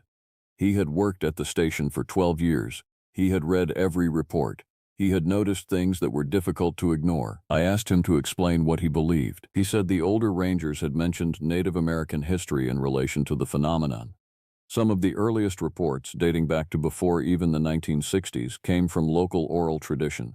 Families in the surrounding communities spoke of an ancient presence in the forest, something that had existed long before the settlement was established, something that had been there during the time of the original peoples who inhabited the land. Jenkins said the old rangers had theorized that this presence might be connected to indigenous spiritual traditions that long predated European colonization. They had speculated that the phenomenon might be tied to the displacement of the original peoples from these lands. I found this explanation as dubious as the psychological one, yet I could not dismiss it entirely. I asked Jenkins if he had documented his theories. He said he had. He maintained a personal file at home, separate from the official park records. He said if I was interested, he would share it with me. I told him I was interested. He said he would bring the materials to the station tomorrow. That night, I drove home with the folder of official incident reports. I lived alone in a cabin about 8 miles from the ranger station. The cabin had been my home for 12 years. I had renovated it myself, improving the insulation and updating the electrical systems. It was comfortable and quiet. I spent the evening reading through the old reports. The accounts were consistent, even as the language and formatting changed across the decades.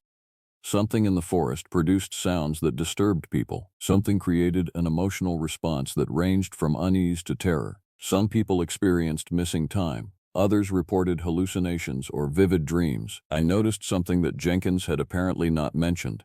In the earliest reports from the 1960s, the indigenous peoples of the region were mentioned, specifically the Cherokee Nation. The reports included interviews with descendants of Cherokee families who had maintained oral traditions about the forest. One report from 1964 referenced an interview with an elder named Woman of Stars. The ranger who conducted the interview had written, "She spoke of the woodland crooner as an entity that predates the arrival of her people. She said it is a being that was already ancient when the Cherokee arrived in the Smoky Mountains. She said it sings the old songs, the songs of the land itself, sung in a language that no human speaks anymore. She said the crooner protects the land, and that when it sings it is communicating with the spirits of the forest. She said the arrival of white settlers disrupted the harmony between the crooner and the land. She said the crooner still sings, but now it sings in discord, confused and angered by the transformation of its home." I read this passage multiple times. I could not dismiss it as mere folklore or superstition. The woman had provided a coherent narrative that explained the phenomenon in terms that made internal sense. The woodland crooner was not a malevolent creature seeking to harm people. It was a being struggling to adapt to a transformed world. I set the folder aside and tried to sleep. But sleep did not come easily. Every sound in the forest around my cabin seemed significant. The wind in the trees became sinister. Distant animal calls became mysterious. I lay awake for hours, thinking about the sounds I had heard near the settlement. I thought about the woman named Woman of Stars and her stories of an ancient entity. I thought about the markings I had photographed near the settlement. By the time dawn broke, I had made a decision. I would investigate this matter thoroughly. I would review every available document. I would interview people who had experienced the phenomenon. I would return to the settlement and study it more carefully. I would find the truth about the woodland crooner. Jenkins arrived at the ranger station the following morning with a leather bag containing his personal files. He placed them on my desk without comment and told me to take my time reviewing the materials. The bag contained journals, newspaper clippings, maps with annotations, and handwritten notes. Jenkins had been meticulous in his research. He had organized everything chronologically and had added his own observations and theories throughout. The earliest documents in the collection were from local newspapers dating back to the 1950s. These predated the official park incident reports. The articles described strange occurrences in what was then unincorporated forest land. A hunting party reported hearing an uncanny melody that caused their dogs to flee in panic. Families in nearby settlements spoke of nocturnal sounds that disturbed livestock and caused inexplicable fear. One article from 1956, titled "Mysterious Phenomenon Troubles Mountain Communities," quoted a local farmer named Joseph Whitmore. He described hearing the sound on multiple occasions.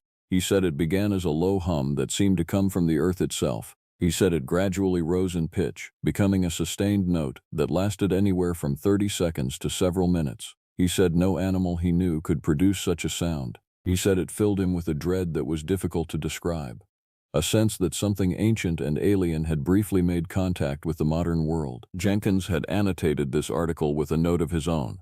He had written, "This description matches the pattern described in later official reports. The consistency across decades suggests a genuine phenomenon, not urban legend or mass hallucination." As I continued through the collection, I found multiple oral histories that Jenkins had compiled through interviews with local residents.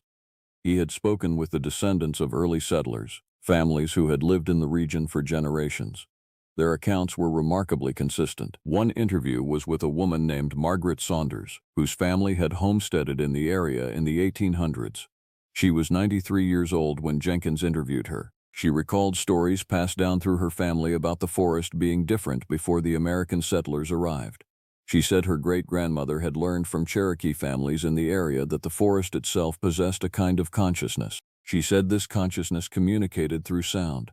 She said the arrival of settlers had wounded this consciousness, and the sounds were its expression of that wound. Another interview was with a man named Thomas Redfeather, who identified as Cherokee. He had grown up hearing stories from his grandmother about the old ways of the forest. He told Jenkins that his people had understood the forest as a living entity with which humans maintained a reciprocal relationship. He said the sounds described in modern reports were, according to his grandmother, the voice of the forest speaking in a confused state. He said the forest was trying to communicate, but the language was being lost. He said each generation forgot a little more of the old ways, and the forest's voice became more distorted, more pained. I read these interviews with increasing fascination. Jenkins had been conducting his own ethnographic research, documenting cultural knowledge that connected the modern phenomenon to ancient indigenous traditions. I found myself believing the narrative that was emerging. Not completely, not without reservations, but I found myself taking it seriously in a way that the official park administration had not. When I finished reviewing Jenkins' materials, I returned to my desk and pulled out my computer. I began searching for academic research on the subject. I found several anthropological studies that discussed the Cherokee relationship with the Appalachian forests. I found papers about the ecological impact of European settlement on indigenous lands. I found historical accounts of the forced removal of native peoples from the region. What I could not find was any scientific explanation for the phenomenon described in the incident reports. No known animal species could produce the sounds that had been documented. No geological process could explain the reported emanations. No meteorological phenomenon matched the descriptions. By late afternoon, I had formulated a plan. I would spend a night at the settlement site. I would record any sounds that occurred. I would collect more detailed observations. I would attempt to document the phenomenon in a way that could not be dismissed as anecdotal or subjective. I told Jenkins of my plan. He listened carefully, and then he told me I should not go alone. He said he would accompany me. He said he had never actually visited the settlement during the times when the sounds were reported. He said he had been too cautious, too afraid. But now, with another person present, he felt he could face it. I was not enthusiastic about bringing a civilian into a potentially dangerous situation, but I recognized that Jenkins' knowledge and experience would be valuable. I told him he could come, provided he followed my instructions precisely. We arranged to depart the following evening. I told him to bring warm clothing, a flashlight, and nothing else. I would supply the recording equipment, water, and emergency supplies. That day, I spent my morning completing administrative tasks. I filed reports, responded to emails, and handled the routine work that keeps a ranger station functioning. I tried not to think about the night ahead. I tried to maintain my focus on normal duties. At midday, a visitor entered the station.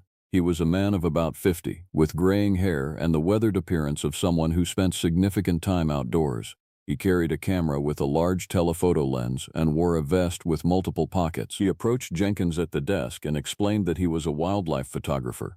He said he had heard rumors about rare animals in the forest, specifically a creature called a wampus beast. He asked if Jenkins could provide information about where such a creature might be found. Jenkins told him that the Wampus beast was a creature of folklore, not documented wildlife. The man said he was interested in folklore as well as actual animals. He asked if there were areas of the forest where strange phenomena had been reported. At this point, Jenkins glanced at me. I was watching from my office.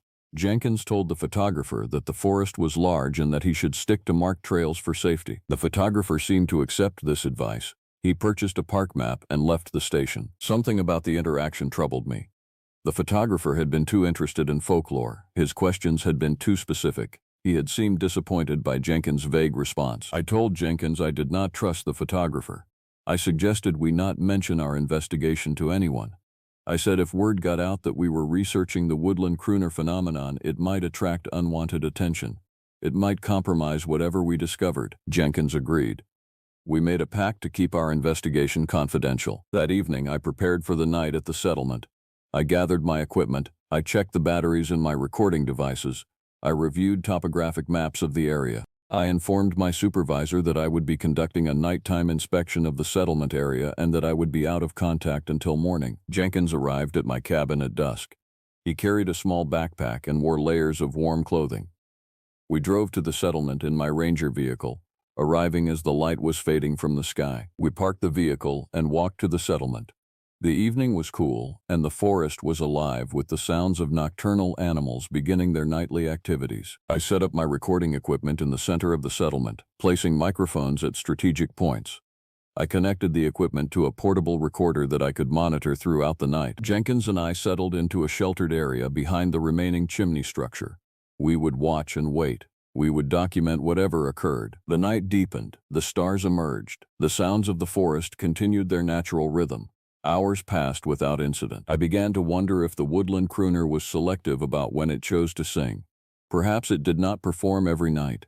Perhaps it had a pattern or cycle that we had not yet discerned. Then, sometime after midnight, it began. The first indication was a vibration. I felt it in the ground beneath me, a subtle tremor that seemed to pulse from the earth itself. The vibration had a rhythmic quality, as if the ground itself were breathing. Jenkins felt it too. He turned toward me, and I could see his eyes wide with recognition. This was what he had been waiting for. This was what he had read about. The vibration increased in intensity. Then, gradually, a sound became audible. It began as a low hum, so low that I was uncertain whether I was hearing it or feeling it. The frequency increased slowly, a measured ascension through the audio spectrum. The sound became clearer. It became a note, a single sustained pitch that seemed to resonate in the chest. And then, impossibly, other notes began to layer beneath and above this primary frequency. The sound became a chord, a complex harmonic structure that seemed to contain multiple tones singing simultaneously. But there was something fundamentally wrong with the harmonics. Where a human voice or instrument would produce frequencies that supported and enhanced each other, these frequencies seemed to clash. They seemed to create dissonance, interference patterns that made the listening experience actively unpleasant. Yet it was beautiful too. Beneath the wrongness, there was profound artistry. There was intention. There was emotion. The sound conveyed something, some meaning that I could not articulate but could deeply feel. The woodland crooner was singing. The song lasted for several minutes. The pitch and intensity shifted slowly, creating variations in the harmonic structure. Sometimes the wrongness intensified, creating an almost unbearable dissonance. Other times it seemed almost pleasant, almost familiar, as if I were on the verge of understanding the meaning behind the notes. Then, as gradually as it had begun, the sound diminished. The frequencies descended, the vibration in the ground decreased. The sound faded until it was indistinguishable from the ambient forest sounds around us. Silence returned. Jenkins and I did not move for several minutes. We remained still, processing what we had experienced. Finally, I checked the recording equipment. The devices had captured the entire event. I had documentation. I had evidence. We waited through the remainder of the night, but the woodland crooner did not sing again. As dawn approached, we gathered the equipment and returned to the vehicle. Neither of us spoke during the drive back to my cabin. The experience had been too significant, too strange, to reduce to casual conversation. Back at the cabin, I transferred the recordings to my computer. I listened to them multiple times, analyzing the sound patterns, examining the spectrograms displayed by the audio analysis software. The recordings confirmed what I had experienced. The sound was real. It was not a hallucination or a subjective misperception. It was an actual acoustic phenomenon that could be measured and analyzed. What produced it remained a mystery. I spent the following days in intensive analysis of the recordings and in deeper research into the cultural history of the region. I read everything I could find about Cherokee traditions, about their understanding of the natural world, and about their displacement from the Appalachian region. What emerged from this research was a picture of a culture that understood the land as a conscious entity. The Cherokee traditions contained concepts of spiritual forces that inhabited natural features like forests and mountains. They understood humanity as existing in relationship with these forces, obligated to maintain balance and reciprocity. The arrival of European settlers had disrupted this balance. The forced removal of the Cherokee, culminating in the Trail of Tears, had severed the cultural knowledge that maintained the relationship between the people and the land. The forests that had been carefully managed and understood were abandoned to unguided growth and exploitation. I began to theorize that the woodland crooner might be something like what Jenkins had suggested. It might be the consciousness of the forest, confused and pained by the transformation of its home and the loss of the people who understood how to communicate with it. But this was speculation. I needed more concrete information. I decided to reach out to Thomas Redfeather, the man Jenkins had interviewed. I obtained his contact information from Jenkins' files and called him. When he answered, I explained that I was a ranger working in the forest where his family had traditionally lived. I told him I had been reading about Cherokee relationships with the forest. I asked if he would be willing to meet with me and discuss his family's knowledge of the region. He was hesitant initially. But when I mentioned that I had experienced the woodland crooner phenomenon myself, his tone changed. He asked where I was located. I told him. He said he could drive to see me in 2 days. When Redfeather arrived, I was struck by his bearing and presence. He was a man in his 60s, with long black hair streaked with gray. He wore traditional Cherokee clothing, and he carried himself with a quiet dignity. I invited him into my cabin and offered him refreshment. We sat at my kitchen table, and I explained everything I had experienced and researched. He listened without interrupting. When I finished, he sat in silence for a long moment. Then he told me a story. He said his grandmother had learned the old ways from her mother, and her mother had learned them from generations stretching back before the removal. He said the Cherokee understood the Appalachian forests as a unified consciousness. They called it by a name that, when translated into English, meant the voice of the land. He said the Cherokee maintained a reciprocal relationship with this consciousness. They conducted ceremonies and rituals that honored the voice of the land. They took only what they needed from the forest. They left offerings and gifts. They sang songs in acknowledgement of the sacred nature of the forest. In return, the voice of the land provided abundance. The forests provided food, medicine, and shelter.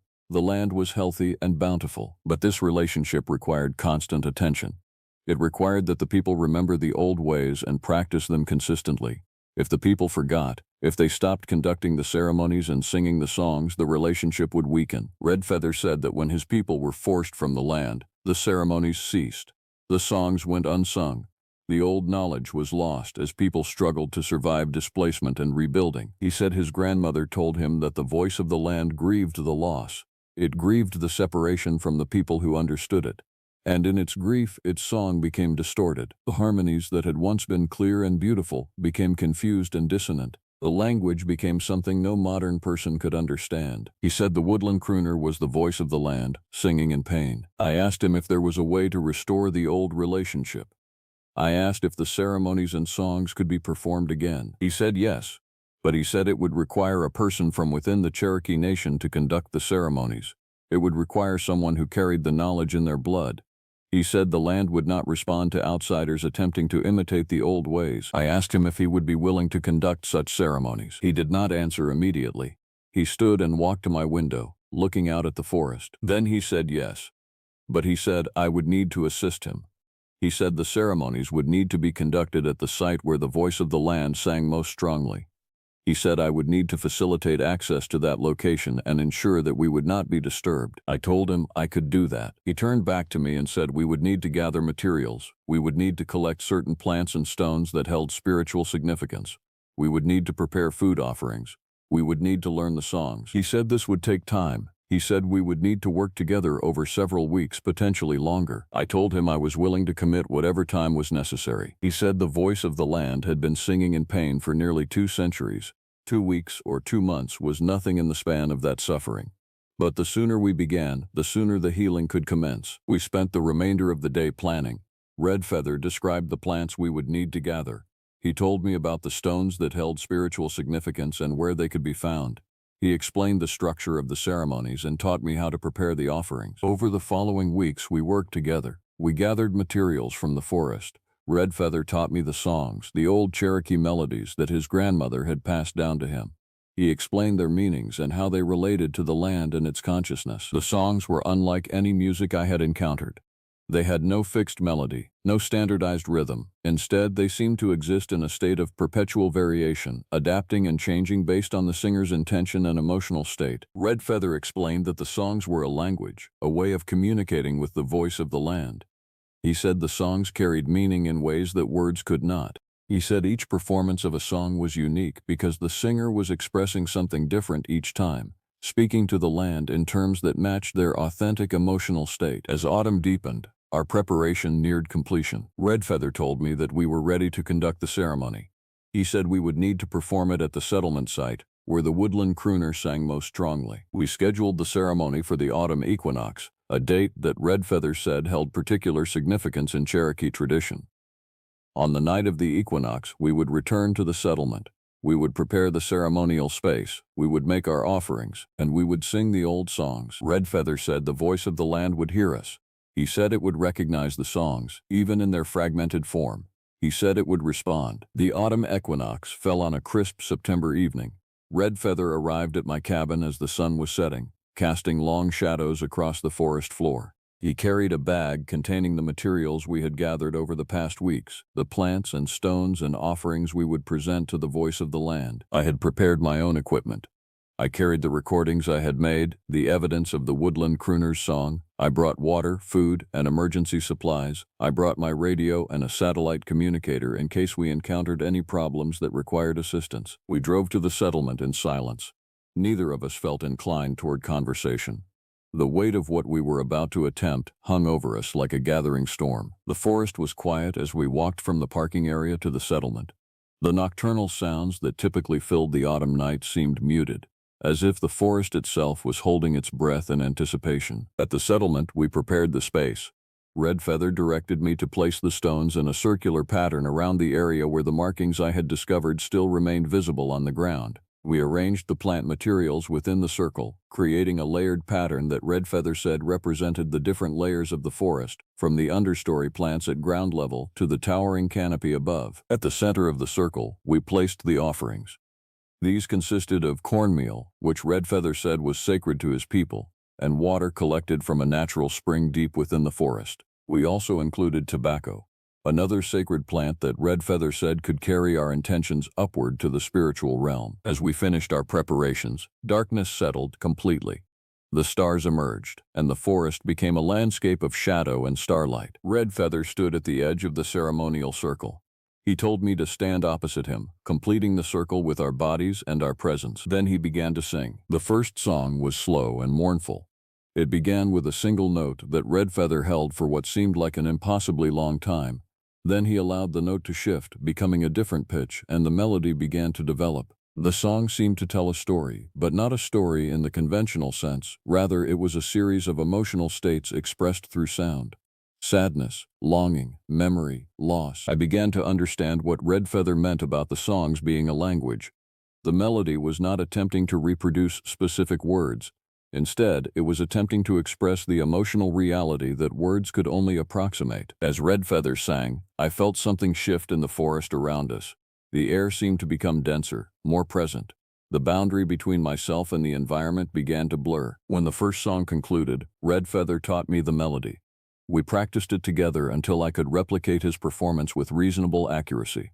Then we sang it again, together this time, our voices blending in the dark. The harmonics between our voices created something unexpected. Where I would have anticipated simple consonants, a blending of similar tones, instead the frequencies interacted in complex ways. The effect was reminiscent of the recordings I had made of the woodland crooner, with layered frequencies creating both harmony and dissonance. We continued through the night, learning and singing successive songs. Each carried different emotional content and meaning. Some expressed gratitude for the abundance of the forest. Others acknowledged the pain of displacement and loss. Still others seemed to contain healing, an attempt to bind wounds that had remained open for nearly 2 centuries. As we sang, I became aware of changes in the forest around us. The temperature seemed to fluctuate. Sounds that were not our voices seemed to echo the melodies we were singing. The very ground beneath our feet seemed to pulse in rhythm with the music. Near midnight, Red Feather told me to listen carefully. He said the voice of the land was responding. I quieted my own voice and listened. At first I heard nothing beyond the ambient forest sounds and the fading echoes of our singing. But as I focused my attention, I became aware of something else. Beneath the surface sounds, a deeper vibration was beginning. The same vibration I had felt during my previous encounters with the woodland crooner. Red Feather continued to sing, but his voice had changed. The melody was no longer something he had taught me. He was singing something spontaneous, something that seemed to be emerging from deep within him in the moment. His voice rose and fell, following some internal emotional landscape. And as he sang, the vibration from the forest intensified. The woodland crooner was singing in response. What happened next is difficult to describe with precision. The two voices, Red Feather's human voice and the incomprehensible voice of the forest, began to interact. It was not quite a duet, because the forest's voice seemed to operate on multiple frequencies simultaneously, creating harmonics and dissonance that no human throat could produce. But there was a dialogue occurring, an exchange of meaning or emotion between the man and the land. I found myself weeping, though I could not articulate why. The experience of witnessing this communication, of understanding that it was real and significant and held profound meaning, overwhelmed my emotional control. The exchange lasted for what might have been minutes or might have been hours. Time seemed to lose its normal meaning. I existed in a state that was not quite trance but not fully alert either. I was present, but my ordinary consciousness seemed suspended. Then, gradually, the forest's voice diminished. Red Feather's voice faded to silence. The vibration in the ground ceased. We stood in darkness and silence, the ceremony complete. It was Red Feather who first moved. He walked to the center of the circle and laid his forehead against the ground. He remained there, still and silent, for a long moment. When he stood again, he was crying. I asked him what he had experienced during the exchange. He said he could not fully explain it. He said the voice of the land had shared something with him. It had shown him visions or memories or both. He had seen the forest as it was centuries ago, before the arrival of the Europeans. He had experienced the richness of the ecosystem and the complex relationship between the Cherokee people and the land. And then, he said, the voice had shown him the present. He had perceived the wound that the land carried, the grief and confusion that had accumulated through nearly 2 centuries of displacement and absence. But, he said, there was something else. The voice had expressed gratitude. It was grateful that someone had remembered. It was grateful that the songs had been sung again, even in incomplete form. It was grateful that the relationship was being restored, even if the restoration would be a long and gradual process. Red Feather said the voice of the land was no longer singing in pure pain. It was singing in a state of transition. Sadness was giving way to hope. Confusion was beginning to resolve into clarity. We gathered our materials and prepared to leave the settlement. The sky was beginning to lighten as we walked back toward the parking area. Neither of us spoke about what had occurred. The experience was too profound, too significant, to reduce to language. Some things could not be shared except through direct experience. When we reached my cabin, Red Feather said he needed to return home. He said he needed to rest and to process the ceremony. He said he would contact me after a few days, when he had had time to reflect and when we could plan the next steps. I told him I understood. I told him I was grateful for what he had done, for sharing the songs and conducting the ceremony. He said the gratitude should flow both directions. He said I had helped him reclaim a part of his heritage. He said by assisting in the ceremony, I had honored the land and had played a role in its healing. After he left, I tried to sleep, but sleep would not come. I was too filled with the memory of the night. I kept hearing the voice of the woodland crooner echoing in my mind, that impossible harmonic structure that was simultaneously beautiful and terrible. Over the following weeks, I conducted patrols through the forest. I did not return to the settlement immediately. The ceremony had been completed. Whatever work needed to be done now was beyond the scope of my ordinary ranger duties. But I noticed changes in the forest. Or perhaps I simply became aware of changes that had been occurring all along, and which I had been too inattentive to notice. The ambient sounds of the forest seemed less chaotic. The birds sang with renewed vigor. The wildlife moved with a purposefulness that suggested a restoration of normal activity, and I did not hear the woodland crooner sing again. Jenkins asked me one morning at the station if the investigation had yielded any conclusions. I told him that the matter had been resolved to my satisfaction. I said I did not believe the forest would present the problems that had been documented in previous decades. He seemed relieved.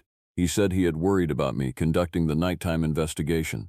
He was glad that I was safe and that the situation had improved. I did not explain the details of what had occurred. Some knowledge is meant to be held individually, not shared or explained. To translate the ceremony into words would be to diminish it, to reduce something profound to mere information. The following month brought significant changes to the park and to my experience of my work as a ranger. The incident reports related to the woodland crooner phenomenon ceased. No hikers reported strange sounds. No visitors experienced the panic or disorientation that had characterized previous encounters. The administrative records, which Jenkins still maintained, showed a clear break in the pattern of reports. Park administration was mystified by this change. They attributed it to various factors: seasonal variation, changes in visitor patterns, or the possibility that the entire phenomenon had been an exaggeration to begin with. None of them seemed inclined to investigate further. But Jenkins knew something had shifted. He asked me directly, one afternoon when we were alone in the office, if my investigation had produced a resolution to the phenomenon. I told him that the matter had been addressed in a way that was appropriate to its nature.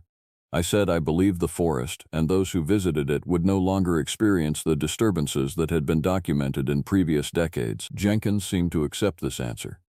He returned his file of research to his home office, apparently satisfied that his years of careful documentation and theoretical work had contributed to some positive outcome, even if the details of that outcome remained unclear to him. My work as a ranger continued much as it had before. I conducted patrols, maintained trails, assisted lost hikers, and handled the routine administrative work that fills a ranger's days. But something had shifted in how I experienced the work. I had become aware that I was not merely a park employee tasked with maintaining facilities for human use. I was a caretaker for something far more profound and complex. I was a steward of a conscious entity, a land with its own integrity and purpose that extended far beyond human recreation or resource extraction. In my patrols through the forest, I began to notice small details that I had previously overlooked. The way certain plants grew in patterns that seemed intentional rather than random. The routes that animals followed, which seemed to respect invisible boundaries. The acoustic properties of different areas. How sound carried and echoed in ways that created complex harmonic effects. I realized I was perceiving the forest in a new way, with greater attention to the intricate complexity of the ecosystem and the subtle language through which different elements of the environment communicated. 2 months after the ceremony, Redfeather contacted me and asked if I would be willing to meet with him again. He said there were additional matters that needed to be addressed, additional ceremonies that would be beneficial for the continued healing of the relationship between the land and the people. I agreed to participate. We began meeting monthly, typically during significant dates in the Cherokee calendar or during full moons. We conducted smaller ceremonies, singing the old songs and making offerings at various locations throughout the forest. With each ceremony, I felt the forest respond. Not in obvious or dramatic ways, but in subtle shifts in the quality of the environment. The air seemed clearer, the songs of birds seemed more melodious, the wildlife seemed less startled by human presence, more accepting of our existence within their domain. Redfeather explained that the relationship was being restored gradually. He said the voice of the land required time to fully heal, but each ceremony was a step in the direction of recovery. Each song brought greater clarity. Each offering represented a renewed commitment to the values and practices that had sustained the relationship in ancient times. One evening, as Redfeather and I were concluding a ceremony in early winter, he said something that struck me profoundly. He said that in the old times, every person who lived within the domain of the forest was expected to participate in its stewardship. Everyone understood that their actions had consequences for the health of the land. Everyone recognized that they benefited from the abundance provided by the forest and that they had obligations in return. He said modern people had lost this understanding. They thought of the land as a resource to be extracted from, rather than as a conscious entity to be respected and cared for. But he said there was hope. He said the fact that I had responded to the woodland crooner's cry of pain, that I had sought to understand and address the source of the disturbance, suggested that the old understanding was not entirely lost. He said it was still possible for people to remember. it was still possible to restore the reciprocal relationship. He said perhaps my role as a ranger was not accidental. Perhaps I had been called to this work as part of a larger process of restoration that was slowly unfolding across the land. I did not know if I believed this interpretation, but I found comfort in it. It gave meaning to my work beyond the mundane tasks of trail maintenance and visitor assistance. As the winter deepened, I received notification that the park administration was conducting a review of ranger assignments. They were assessing staffing needs and considering whether any of the ranger positions could be consolidated or eliminated to reduce costs. I was apprehensive about this review. If my position were eliminated, I would need to seek employment elsewhere. I had grown deeply attached to this forest and to the work I was doing. The thought of leaving was distressing. I considered reaching out to administration, advocating for the continuation of my position, but I decided against it. I told myself that if the position was to be eliminated, then that was the outcome that was meant to occur. I would accept it and move forward. To my relief and gratitude, the review concluded with no changes to my position. I was assigned to continue my work as head ranger at the station. The decision seemed to hinge on the fact that incident reports had decreased and that the forest seemed to be experiencing improved stability and health. I was grateful, though I held no illusions about the actual reasons for the improved conditions. It was not the result of any policy change or administrative decision. It was the result of the relationship with the land being restored, of the voice of the land receiving the acknowledgement and care it required. It is now 3 months since the initial ceremony with Redfeather.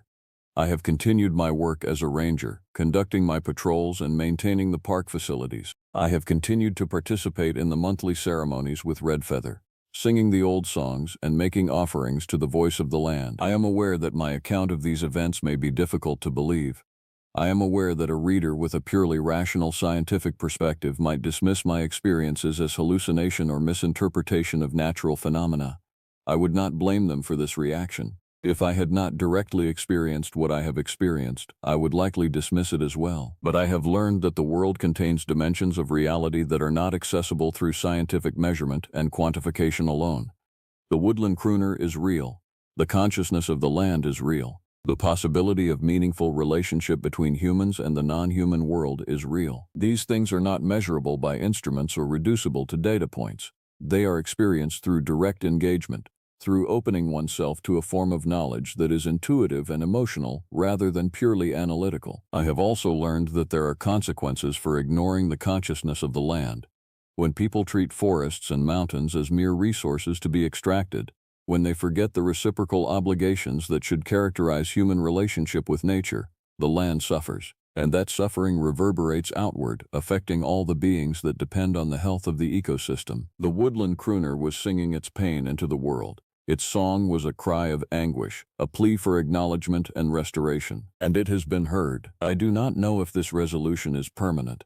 I do not know if the relationship between humans and this forest will remain restored, or if future generations will again forget the old ways and fall back into patterns of exploitation and unconscious harm. But for now, the forest is healing. The land is being listened to, the songs are being sung, and I, a simple ranger tasked with maintaining trails and assisting lost hikers, have become a vessel for the restoration of something far more profound than myself. I have become a bridge between the modern world and the ancient wisdom that understands humans as integral to the web of relationships that constitutes the living world. This is the story of my encounter with the woodland crooner. This is the story of how I learned to listen. This is the story of how the old songs were remembered, and through that remembrance, healing began. The forest continues to sing, and I continue to listen.